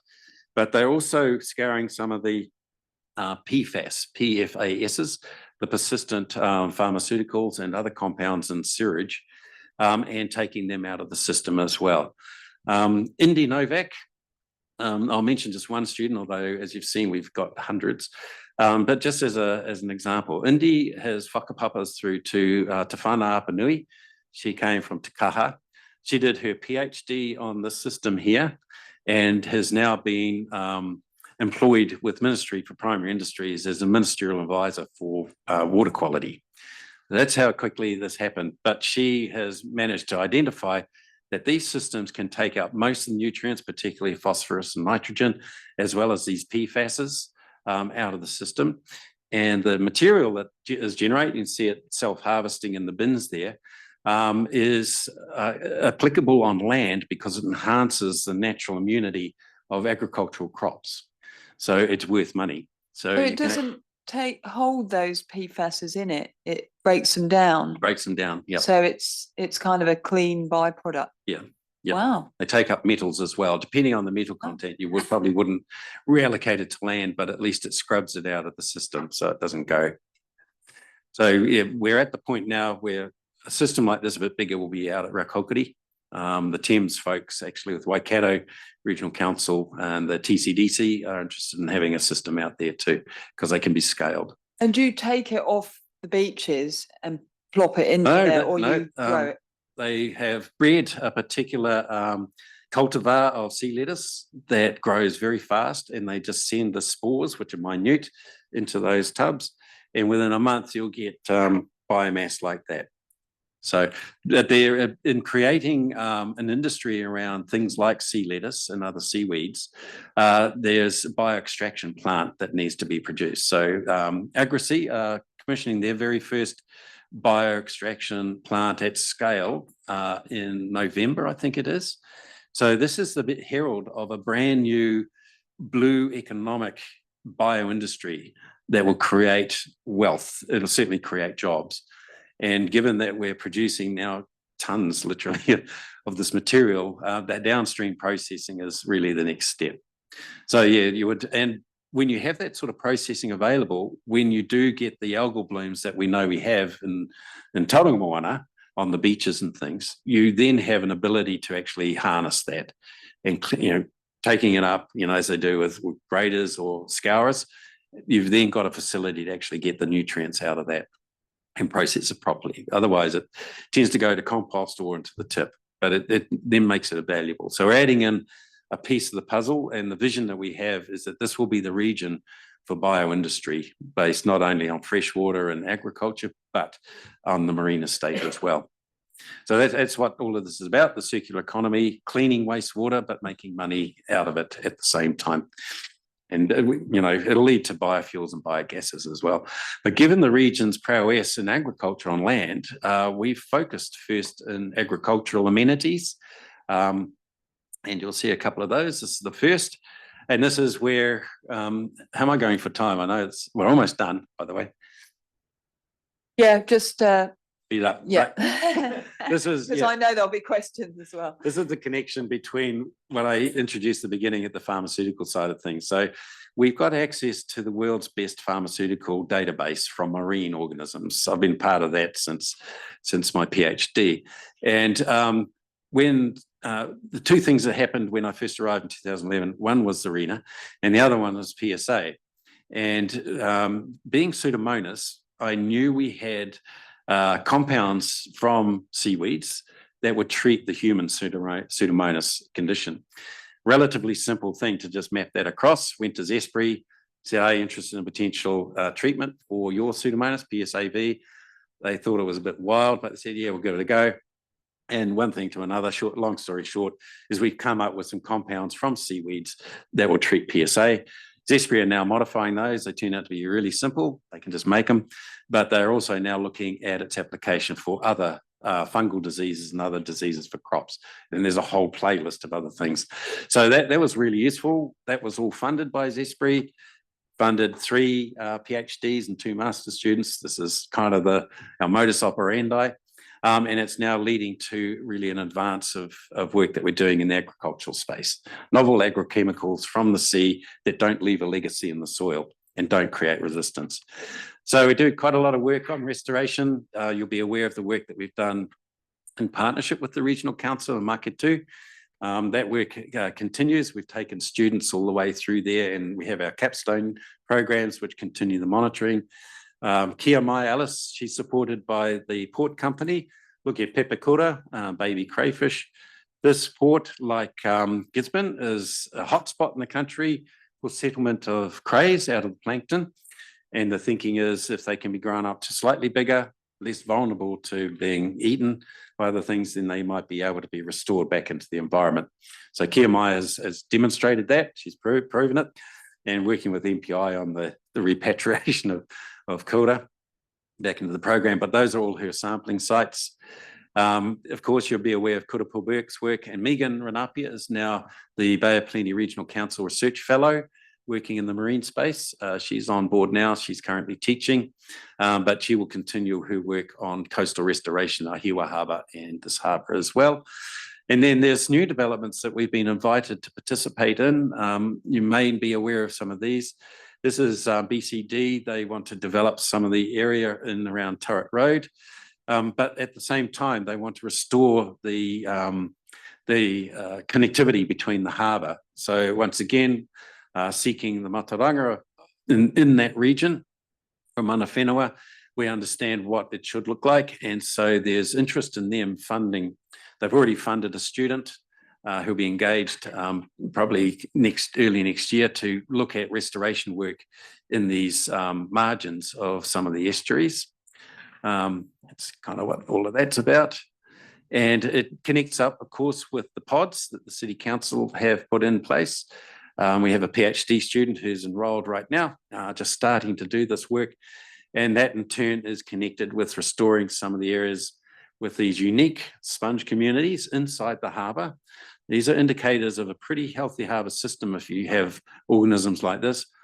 This is, you'll notice the name, Te Awanui. This is found only here, nowhere else in the world. And it has some unique compounds in it as well that these nudibranchs love, but they are likely to be new bioactive leads. And then linking in, once again, funded by the Harbour and Deep Dive Division, there's a program on looking at these artificial systems. This is a precursor to work that Tairāwhiti are very interested, Ngāti Porou, because of the demise of their nearshore coastal zone by sediments, and these are designed to enhance growth of entire reef systems. It was interesting when they're deployed now. We've got 3 systems, 2 around the port and with the port company's consent. And straight away, we've had crayfish and things coming inside them, and the seaweed team will be seeding them with algae so that they can grow. So training plans, finally getting to that. These are the priorities. We with the new council and also with your science team, we'll ratify these afresh, but this is really where we're heading. Catchment to coast connectivity, and here particularly really exploiting some of the synergies that we need to create with the Lakes Chair. And there are 3 major projects that we envisage here. Project Parori and Waikokupu with John Burke. This was discussed at the Aotearoa Circles workshop, where you'll know that the Bay of Plenty, the Moana Toi, is the first case study effectively for regional resource and resilience work. So working with John Burke, because they are looking at really refreshing, replenishing the forestry and around waterways up in the catchments, we want to understand just how well that will work in terms of downstream benefits. We already have a project. This is with Ngāti Pukenga in the Welcome Pay area, Te Rangatawa. Once again, looking at what we might be able to do with remediating use of current herbicides and the like, and what the benefits will be downstream.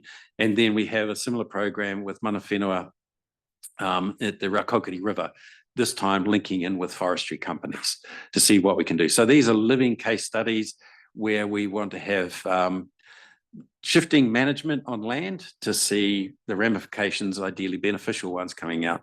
Motiti Protected Areas Program, it's part of a very large program that we have anyway, funded by the ministry, MB. And then Kane Taiapa is going to lead a research group, which is really going to address all of those issues that came up in the Commissioner's hearing and around the port case, because many of those remain unanswered. And it's looking at these ecological corridors, but from a cultural assessment point of view. So just very, very quickly, this is part of John Burke's work and his restoration programs in that catchment. So catchment to coast, connectivity in there, and what we're looking at, reducing the loads coming out into the rivers. This is Kane Taiapa's PhD project, looking at the Mataranga-driven integration of cultural health monitoring with real actionable management strategies for looking at the health of the ocean. Once again, a whole catchment to coast type approach there. How important is a healthy catchment?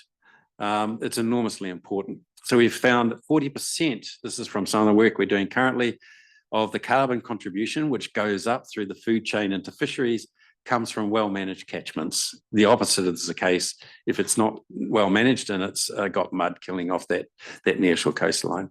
So we fear, given the muddy systems coming around the country, we've scaled that up. Around 10 million tonnes of carbon is now no longer available for coastal productivity for fisheries and the like. So it's really important. So this concept of blue carbon is enormously important, and we are actively engaging in it. You can see here that seagrasses, mangroves and salt marshes are the best over temperate and tropical rainforests at sequestering carbon. This is really important to, this country's carbon climate and our commitments really internationally. And so we're intending to engage in that.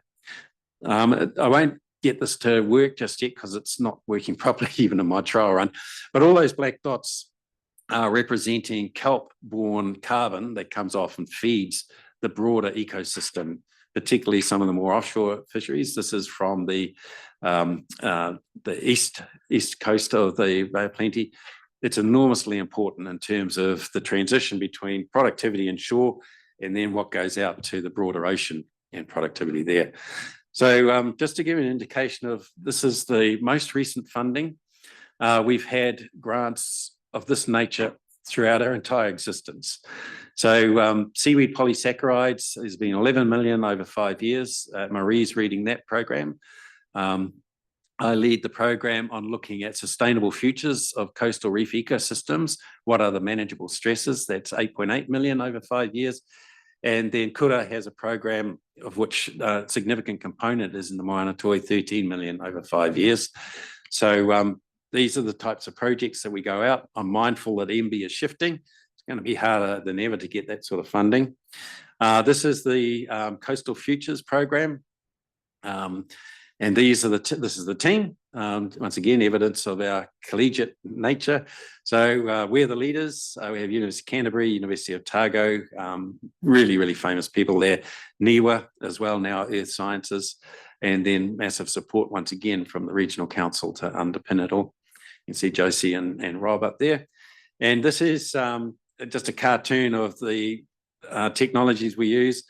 Might interest you to know we have acoustic hearing devices from inside the harbour, out all around Motiti Island, Astrolab, and then all the way around to Cape Runaway and Lawton Point, that are listening to what's going on in the marine environment 24/7 for 5 years. So they're hearing what's out there, whales, dolphins, boat traffic, but also fish and kinners. And we can tell the difference between those two sorts of kinners.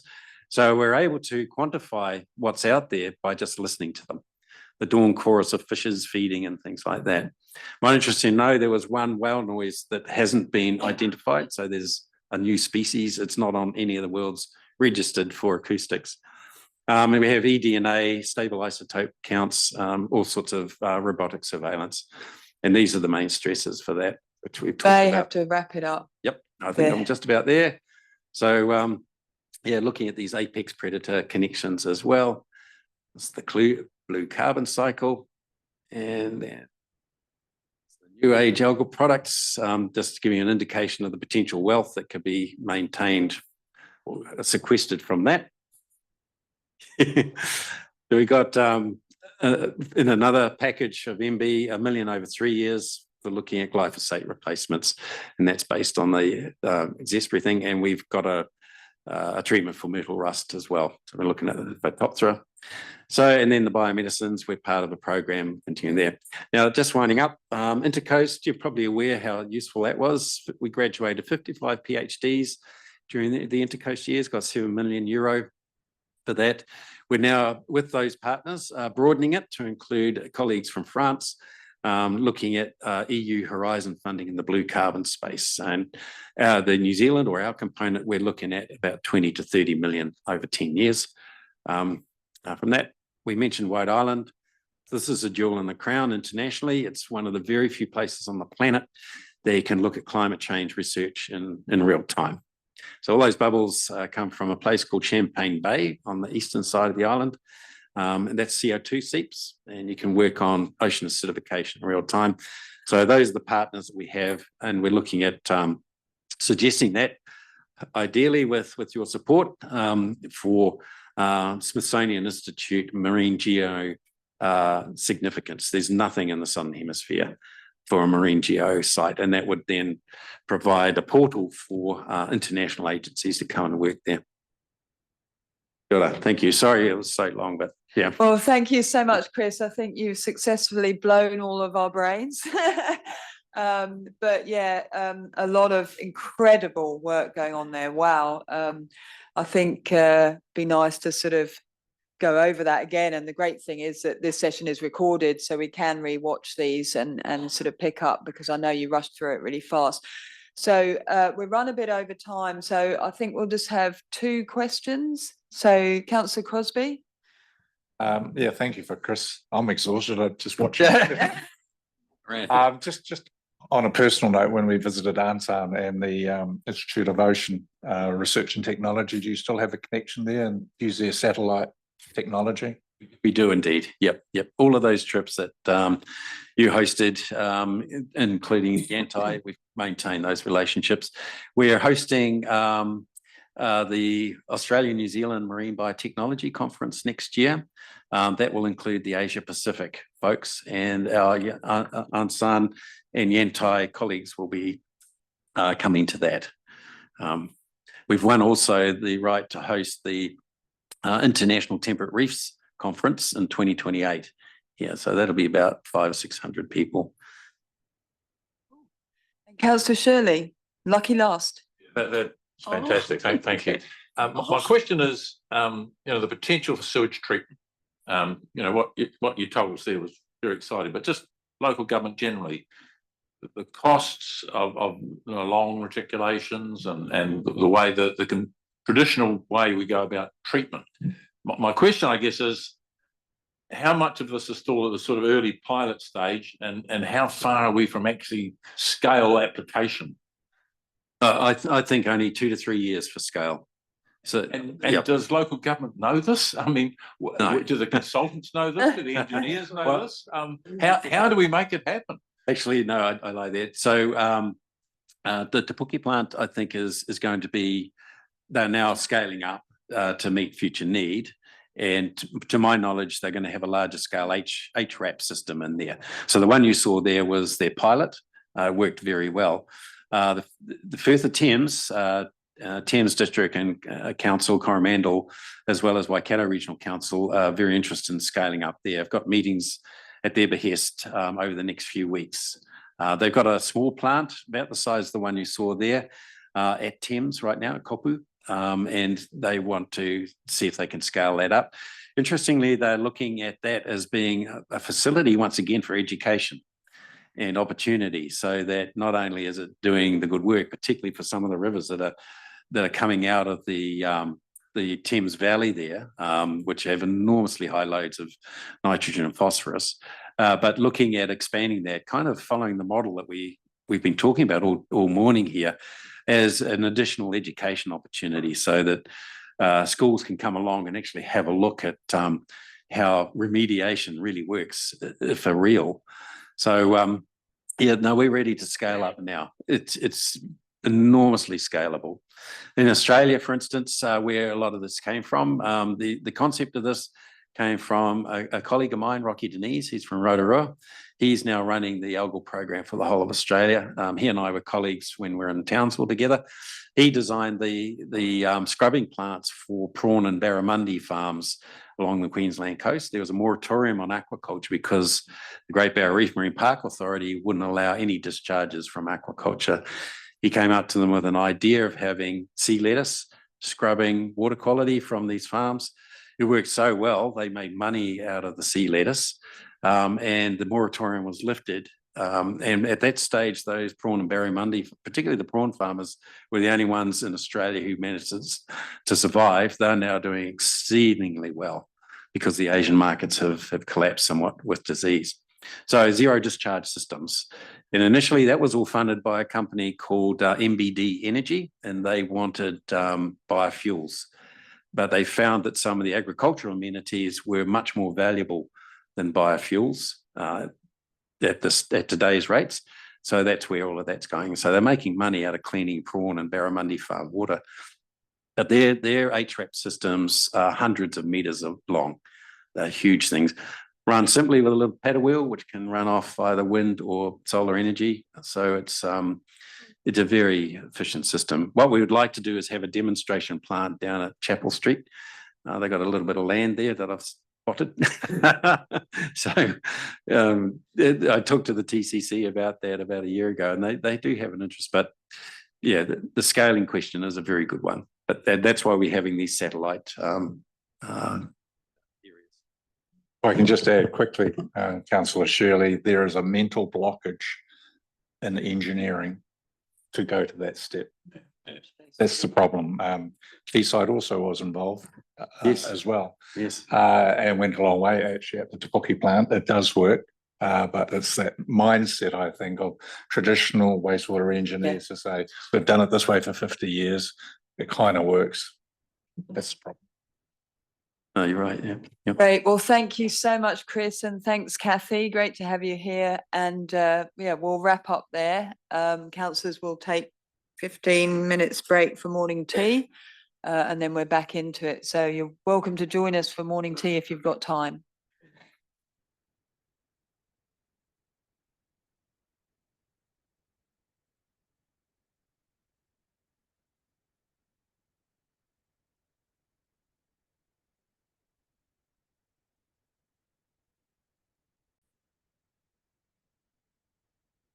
Oh, hoki mai koto.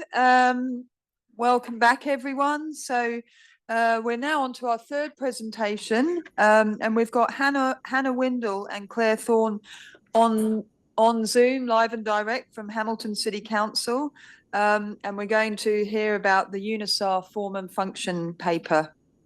So can we see Hannah? Good morning. Welcome, Hannah. Hi, just checking everyone can Kia hear me. ora. Sorry, I'm a distant figure in the background. We can hear you okay, so that's all good. So the floor is yours, Hannah. Thank you. Okay, I've got a presentation. I'll just share the screen. Hold on a second.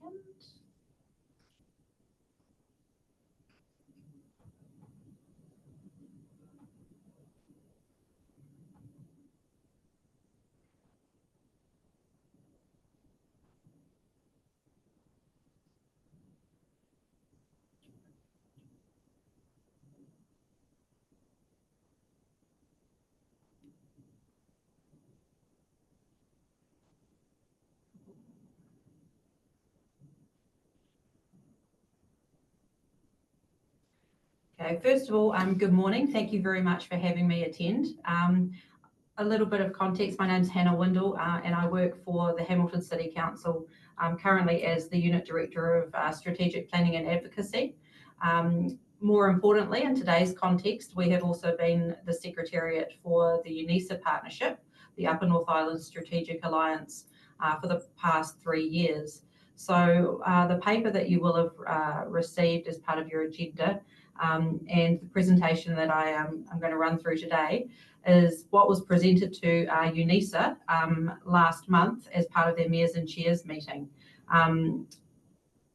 Yes, and in terms of that, really a bit of background as to why this paper was requested from UNISA. It was around local government taking a thought leadership role in what the future should look like. It was really, the catalyst for this was a lot of the conversations and direction that's coming out of central government in terms of the role, function, and scale of local government as it currently exists. What UNISA really wanted to do was start a conversation around shared messages that they wanted to present to to central government in terms of anything going forward. So the paper itself is not actually new information. It's more of a literature review of numerous different reforms, local government pieces of research, and other papers that have been developed over the course of the last few decades. We really wanted to synthesize that down and start a conversation based on information that's already existing. Just realizing that's not, is that flicking on your screen?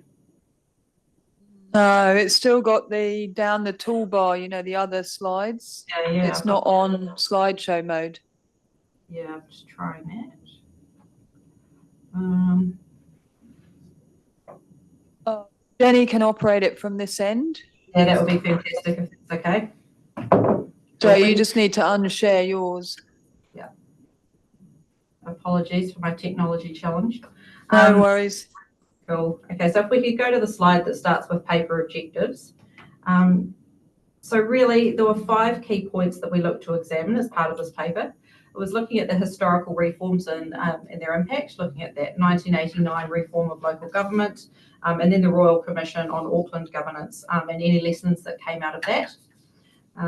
We wanted to look at the relationship between council scale and service efficiency in New Zealand. That was really to take a more nuanced look at which things are delivered at which scale more appropriately. The third point was around the fragmented governance of urban areas.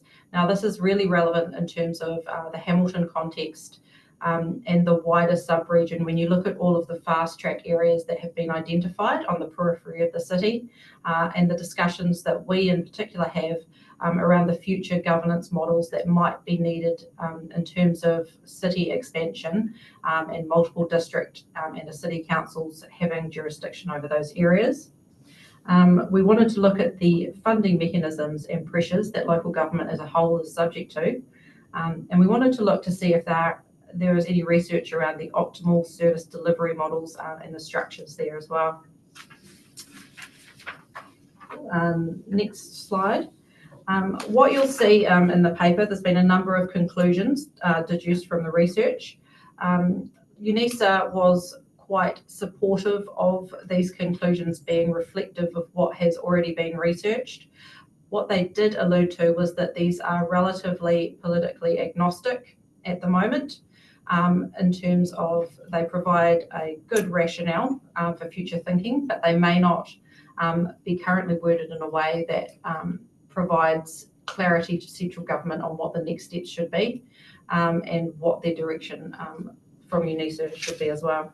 So some of the key conclusions you can see there, bigger isn't automatically better. It's a much more nuanced conversation when it comes to scale of local government. Phil from Auckland Council, the CCO there, was very forthcoming with his experience in the Auckland restructure in terms of savings that had been achieved, but that's not consistent across all aspects of council. There was a conclusion around shared services, regional partnerships and other collaborations. So that's a big conversation at the moment in the Waikato around what else we can look at in terms of shared services off the back of our CCO that we have established with Waikato District Council. And does that provide us other opportunities to look at additional shared services and partnerships? We looked at service delivery being scaled to fit the function. So again, that brings in that concept of localism and smaller scale for some of the things more closely connected to the communities, whereas things that cross boundaries or at a much larger scale, there are efficiencies that have been proven in terms of delivering at a much greater area. One of the key conclusions that permeated all of the research was that any future reforms should embed treaty principles and also community partnerships. That's fundamental to the role of local government. Next slide. So specialised multi-council entities. That talks very clearly to the waters work that is underway in terms of the complexity of delivering that service at scale. Funding and financing tools and central government support will not be a surprise to anyone who's been in local government for any amount of time, especially those dealing with significant growth. And the UNISA partnership is acutely aware of that. The growth does not pay for growth, and the current funding and financing system needs some changes in order to keep pace with what we're experiencing. One of the bigger points was around outcomes, not just structures. You start by looking at what you want to achieve, and then you look at the structure to do that, rather than just potentially stapling things together or pulling things apart. And that we need to use multiple measures to actually define optimal size. So that could be anything from your population, economy, much more communities of interest. and there was definitely a role for standardisation of certain things at a national level. And you see that coming through in the RM reforms already in terms of trying to limit duplication between local government entities. So more than happy to take any questions on this, noting that the intent of the paper is really to provide information to promote discussion and look for areas of shared interest across multiple councils that we can have that conversation with central government moving forward. So unless there was anything else, more than happy to take questions or comments. Great, thank you, Hannah. So open to the floor for questions. Councillor Crosby. Thank you, Hannah. Stuart Crosby here, and I do appreciate the sort of terms of reference of the report, which was, as you say, a literature review on what's happened in the past and what some opportunities could be in the future. But if UNISA is to take this further, I really think that they need to understand and have a view of what new tools will be actually available now, but are certainly going to be enhanced in terms of delivering the services of local government, which is, AI, robotics, humanoids, etc., and things like that. That's not pie in the sky. It's happening already in other countries. And I think New Zealand is still, frankly, operating in last century thinking and operation. So if it's to go further, that's one issue. The other issue is, the local has been taken out of local government over a period of time, particularly since '89 reforms. And it's quite prevalent at the moment. And so I think the sector itself has to make a decision. Again, if you're going to take this work further, what is the role of councils actually going to be? Because there are other agencies that can deliver this type of services we do deliver. And I think on behalf of the broader community, particularly the people that pay the bills, I think it's important that we don't try and defend the realm, but we actually take a really open and honest look at what could be in the future and what local government really could look like over the next 30 years, because you don't get many changes, to change the system. What tends to happen is governments of the day get frustrated and make ad hoc changes, and that's been the history, particularly since the early 80s, actually. And so I'd just be interested, one, is this work going to go any further, or is this it? And if it is going to go any further, I think your scope needs to be widened, because it's very valuable. And as you know, the previous government did Future for Local Government work. I had some input into that, and there is some good information there. I don't agree with everything that came out of it. And ultimately, this discussion is incredibly broad. So anyway, thank you for the work today. Sure, no, thank you very much for the feedback. I think there's some very valuable points in that. We have the final CEs meeting for UNISA coming up tomorrow, and next steps for this report is actually on the agenda. So I'd be very keen to take along those points that you've just raised in terms of Bay of Plenty Regional's concerns if it was to go further. The last UNISA item actually ended in we need a covering letter to go to central government alongside this paper, outlining what it is that we actually want them to do with this. So I think that ties in quite well with a few of your comments there as well. Thanks, Chairman Leader, and then Councillor Nees. Thanks, Chair. Look, a comment more than a question to Hannah, because we've had this discussion at UNISA. But the paper in front of you, as we discussed at UNISA, and I was quite direct with the chief executives, the majority of the recommendations here, the sector, in terms of local government, could do this already. It's not prohibited, it's all permissive. And as I said to the chief executives at the time, the question they need to put on the table, or the answer they need to put on the table, why hasn't this occurred today, despite all the pressure on the ratepayers? And the answer to that is simply, it's the responsibility of the CEs to put these opportunities in front of the councils. And I think some of the CEs across the local government sector are reluctant to do that. And secondly, it's the appetite and the will of the elected members to participate in this and make it happen. And the Bay of Plenty is not a good example of the collaboration and participation going forward. So the UNISA position is that UNISA essentially in terms of the geography and the demographics represents 50% of the New Zealand population.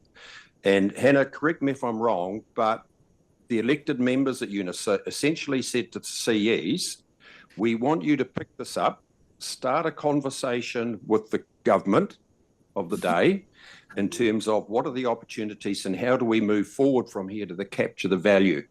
So again, I think that will, and you, or Fiona or yourself, Hannah, will be able to remind me in terms of when that meeting with the CEs is, but that potentially runs the risk that we then become another advocacy organisation in opposition or in partnership with LGNZ. But I think from the political point of view, if you've got UNISA all saying this needs to be fixed, and this is our considered view, and we're representing half the country, that's a pretty powerful voice. And the UNISA needs to work out what that relationship going forward will be with the likes of LGNZ and the other participants in terms of the membership. So, yeah, we could all do this ourselves, but for whatever reason, well, we know the reasons, it's protecting your existing structures and your assets. We haven't been able to do it. Denise, I don't know if you've got a comment on that, Hannah. Just to note, I think the CE's meeting tomorrow, we can definitely reinforce those messages that came through the last UNISA meeting. I know there was an appetite from a particular few CEs in the room to really drive this. So I think that the most appropriate thing is to take those messages tomorrow to the meeting, maintain some momentum, noting that we're entering the election period, but that doesn't stop us looking for those shared messages that we actually want to communicate. Councillor Nees. Thank you, Hannah. Thank you for your presentation on this work. When I read the paper, the question that popped into my head was communities of interest have always been considered quite important, particularly by the Local Government Commission when they've been looking at structural boundaries, etc. But I didn't see anything very strongly expressed within this paper on communities of interest other than the fragmented governance of metropolitan areas. So did you pick up anything with regard to communities of interest when you were doing this research? Yes, we did. I think potentially it's not written as clearly as it could be in terms of the words communities of interest, but there's the comments around we need to look at different metrics and measures for how we determine scale and efficiency with reference to different groups or trends is really around that communities of interest. You know, what are the right areas for cohesive governance, effective governance? What are the, labour market trends? What are the transport movements into and out of some of these areas?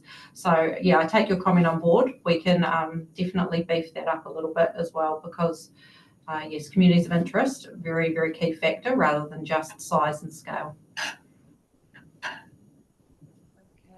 Okay. Councillor Scott.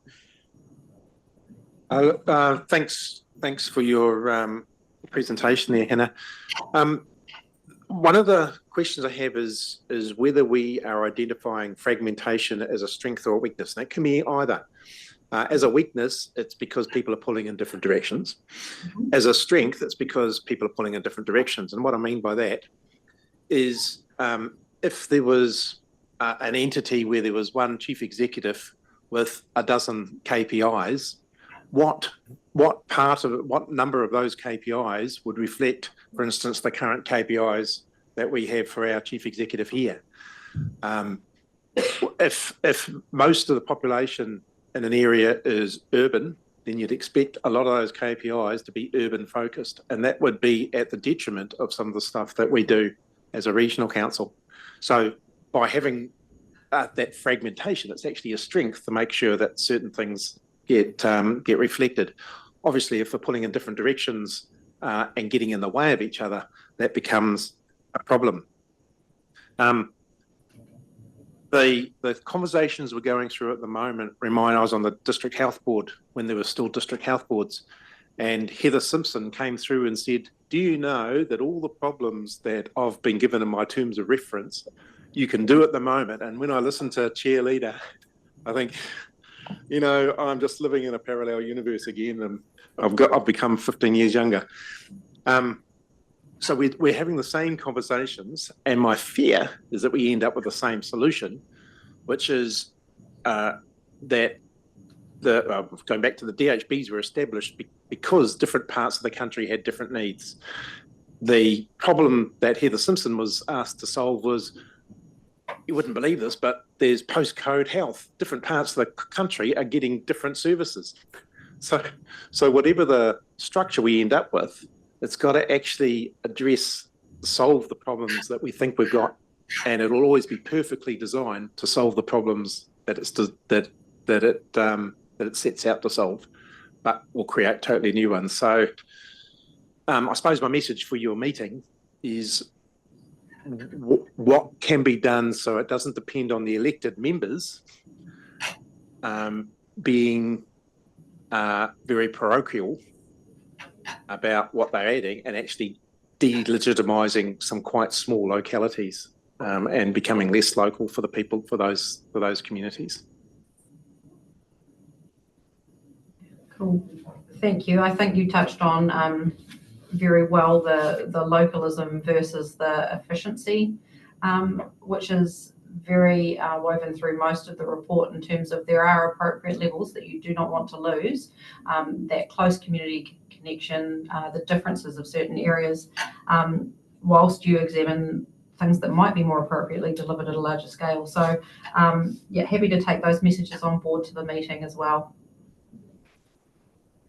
Councillor Shirley.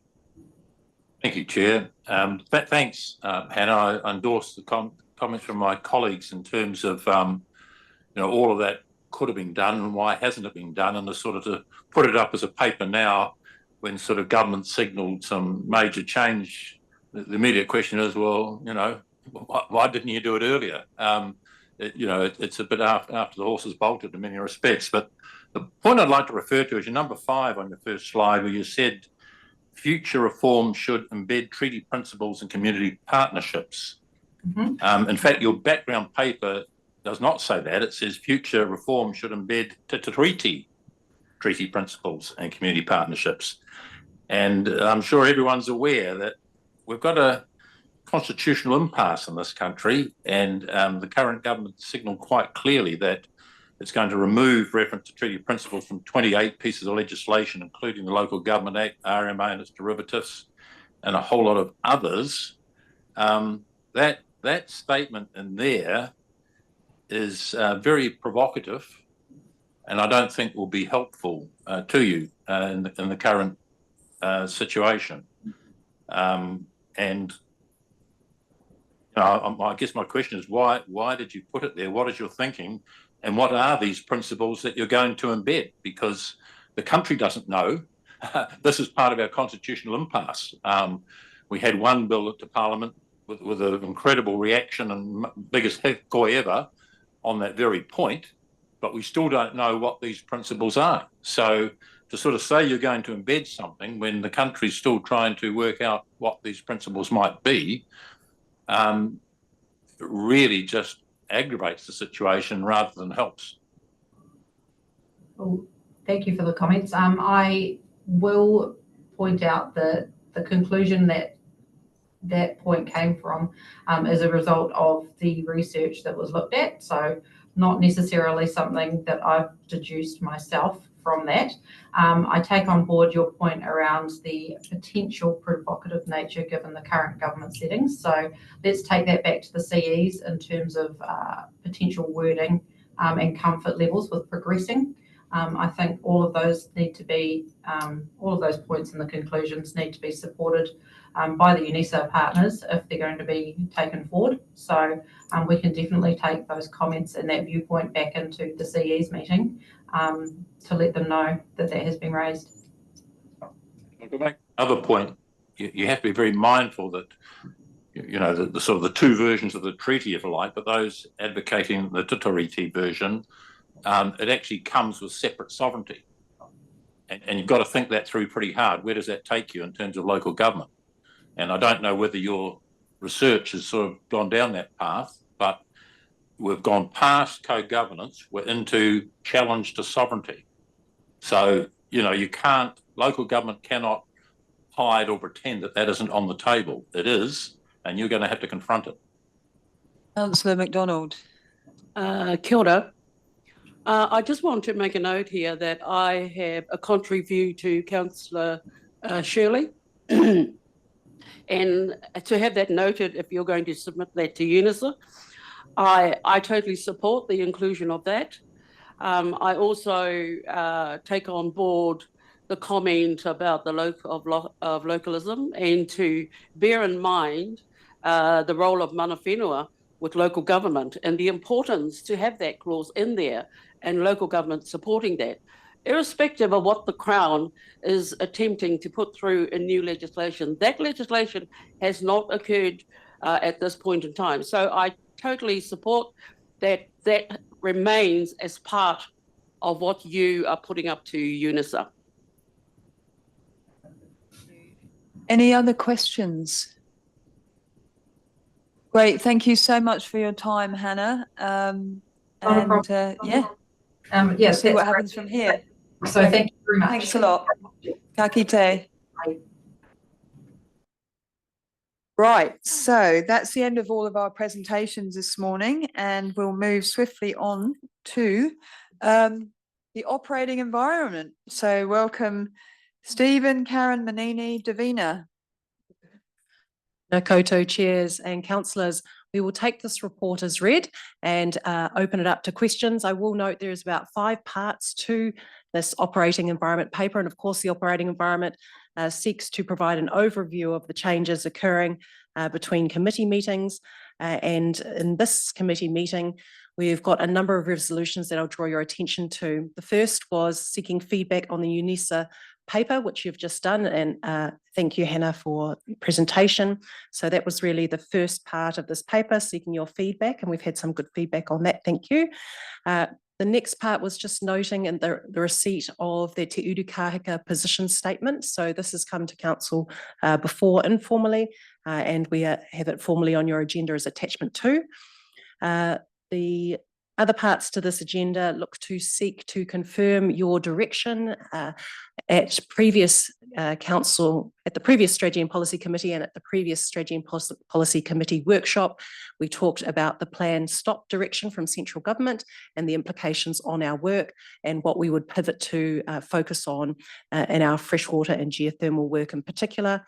And at the previous Strategy and Policy Committee workshop, we also talked about spatial planning and what we were planning to focus on in terms of those critical areas. And we got your direction to help feed into our submission on package 4. So we're seeking again to formalise those through resolutions as well. In addition to that, you'll also recall the discussions that we've had on our key focus areas. And so we have included that in the paper that you've got in front of you, and we are seeking your formal approval of that as well. And so happy to take questions.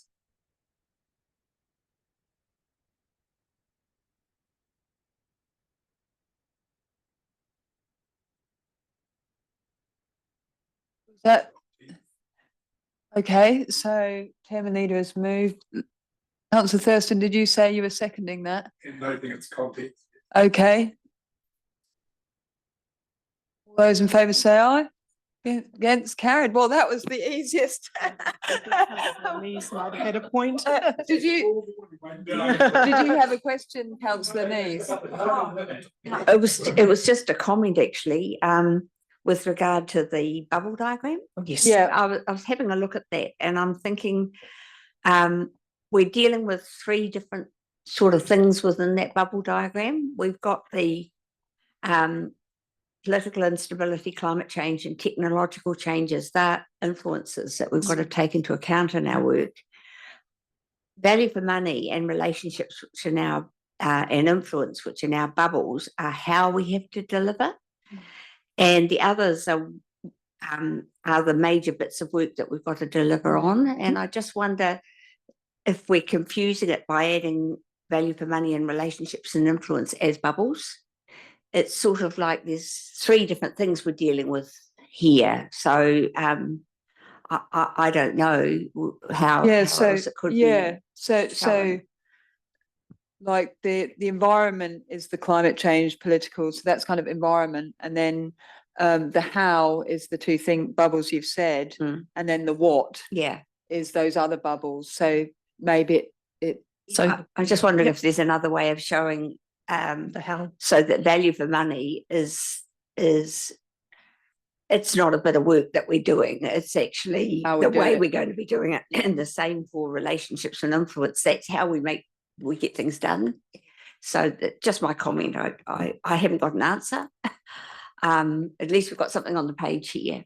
But I was just reflecting on that. I'll just give a contrary view to that, and that I believe it's one of the KPIs, is that in fact it is one of the work streams that we ask our chief executive to do, which is to make sure that we keep on, I don't know how it's phrased, but it's not value for money, it might be effectiveness and efficiency or something like that. So it actually is a focus area. And I think we need to continue that. It's some clear messages we're getting from our meetings.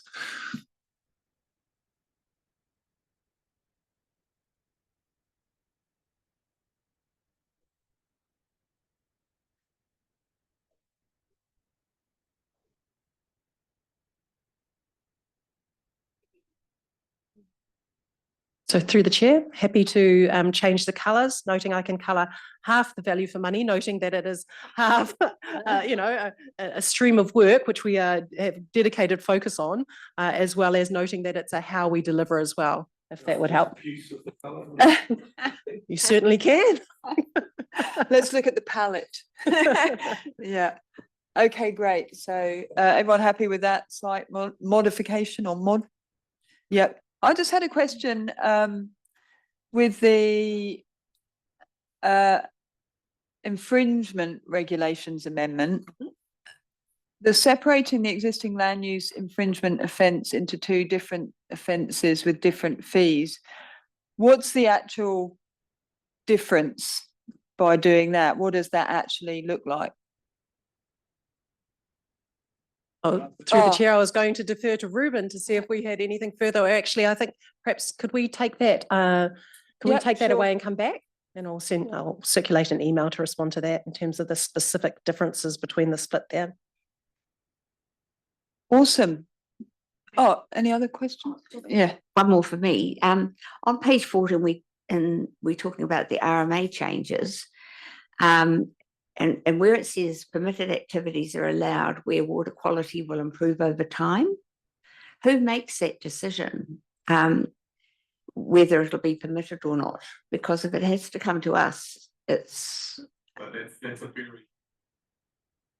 The section 70 change to allow allow the use of permitted activities in existing rules. So that's what that's about. So it's fixing up the problem between where you couldn't have a permitted activity if there was a contaminated catchment. But in the performance of the activity, you've got to make sure that the environment's not going to get any worse.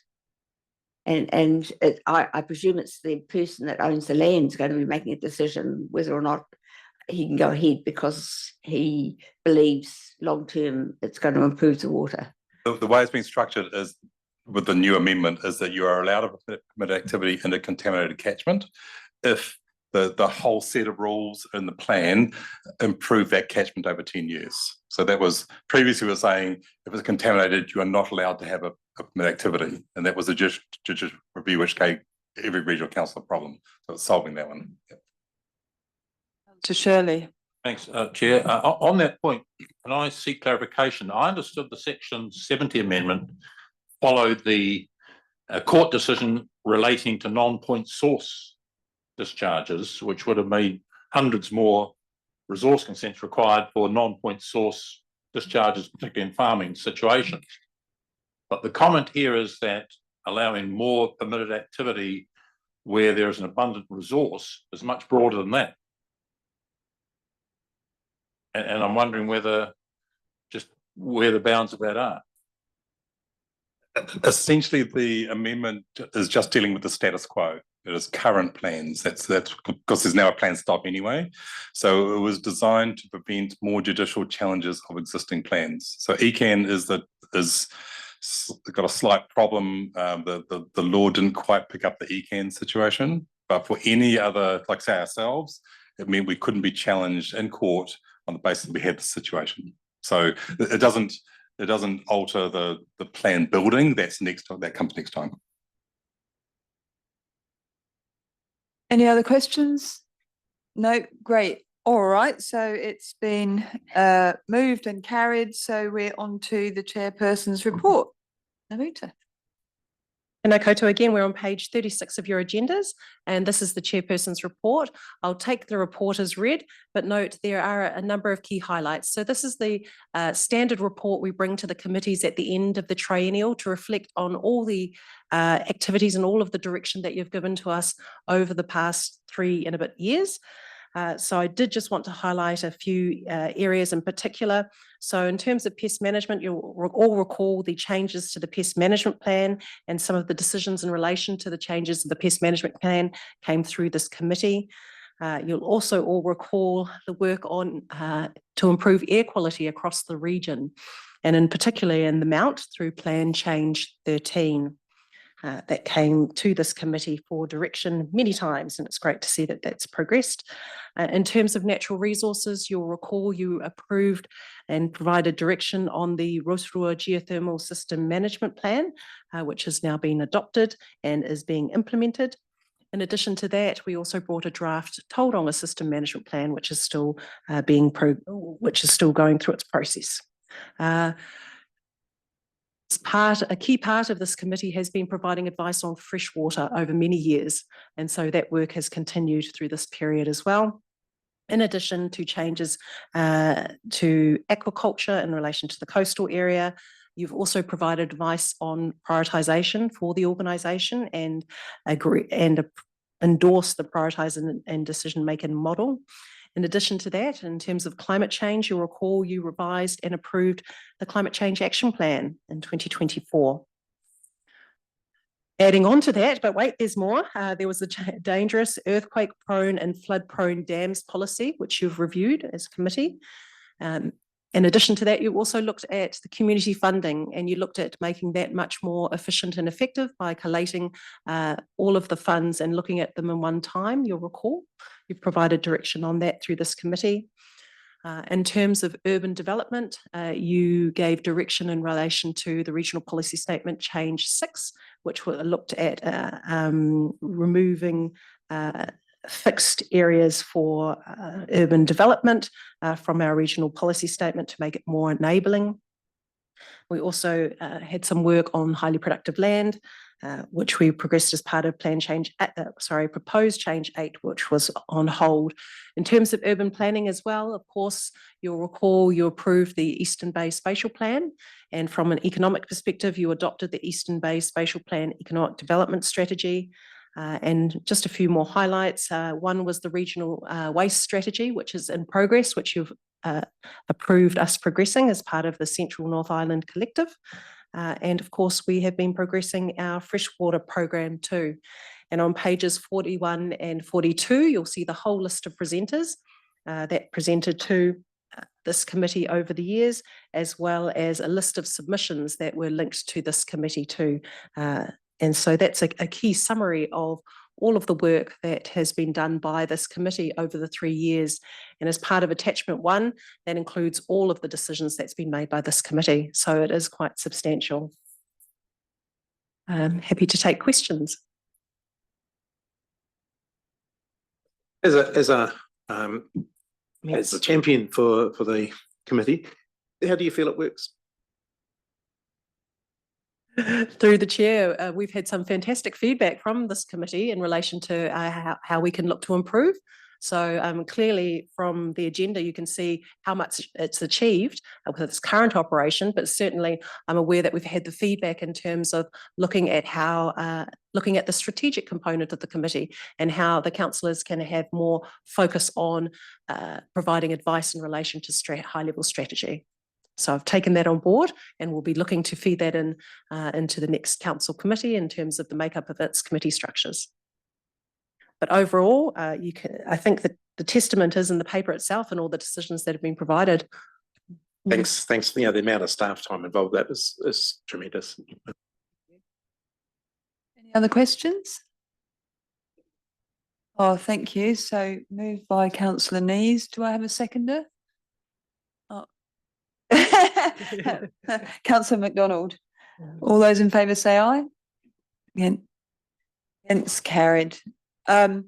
So really that just leaves me to, Ruben, did you? Sorry, Madam Chair, I was just wondering if it'd be appropriate to go back and give an answer to the question about section 9, the separate infringements. So section 9 of the Resource Management Act covers land use. It covers national environmental standards, regional rules. That's one thing that it's been separated into. The second part is district rules and designation and heritage orders. And basically what it's saying is the national environmental standards and rules and the regional rules are broader and have greater environmental impact. So they have higher infringement fees than the second lot. Thank you. Thanks for that. Yeah, so really just wanted to take this moment to thank all of the strategy and science team and Namuta, all of the team. I know I've referred to you as the dream team, and that's because really you are. So incredible amount of work has gone in over these 3 years from all of you. I know your team isn't all here today, so hopefully you can pass that on, Namuta. So much pivoting, so much change has happened in 3 years. I mean, when I look back over things from year 1 of this term, under a different government, different new RMA reform came in for 2 seconds, went, and now we've got this new one all in that period of time. So incredible what you've done to pivot and adapt and keep your chins up and keep achieving outcomes. So absolutely amazing. Thank you, Namuta. It's been incredible working with you. You're so level-headed and it's got so much knowledge and professionalism, and I'm a sort of more of a hot-headed, bouncy person, and Namuta will just keep things really calm and see the outcomes. And Jenny, to you, you've just been an absolute rock. So thank you. Keeping calm and carrying on through all of the changes and all of the things we've had to do and adapt agendas and all of those things along the way. So thanks from me and on behalf of all of the councillors. Been an incredible 3 years for strategy and policy. And with that, I will draw the meeting to a close. Thank you, everyone. And in doing so, we'll reconvene at 12:40. And if it suits everybody, we'll run the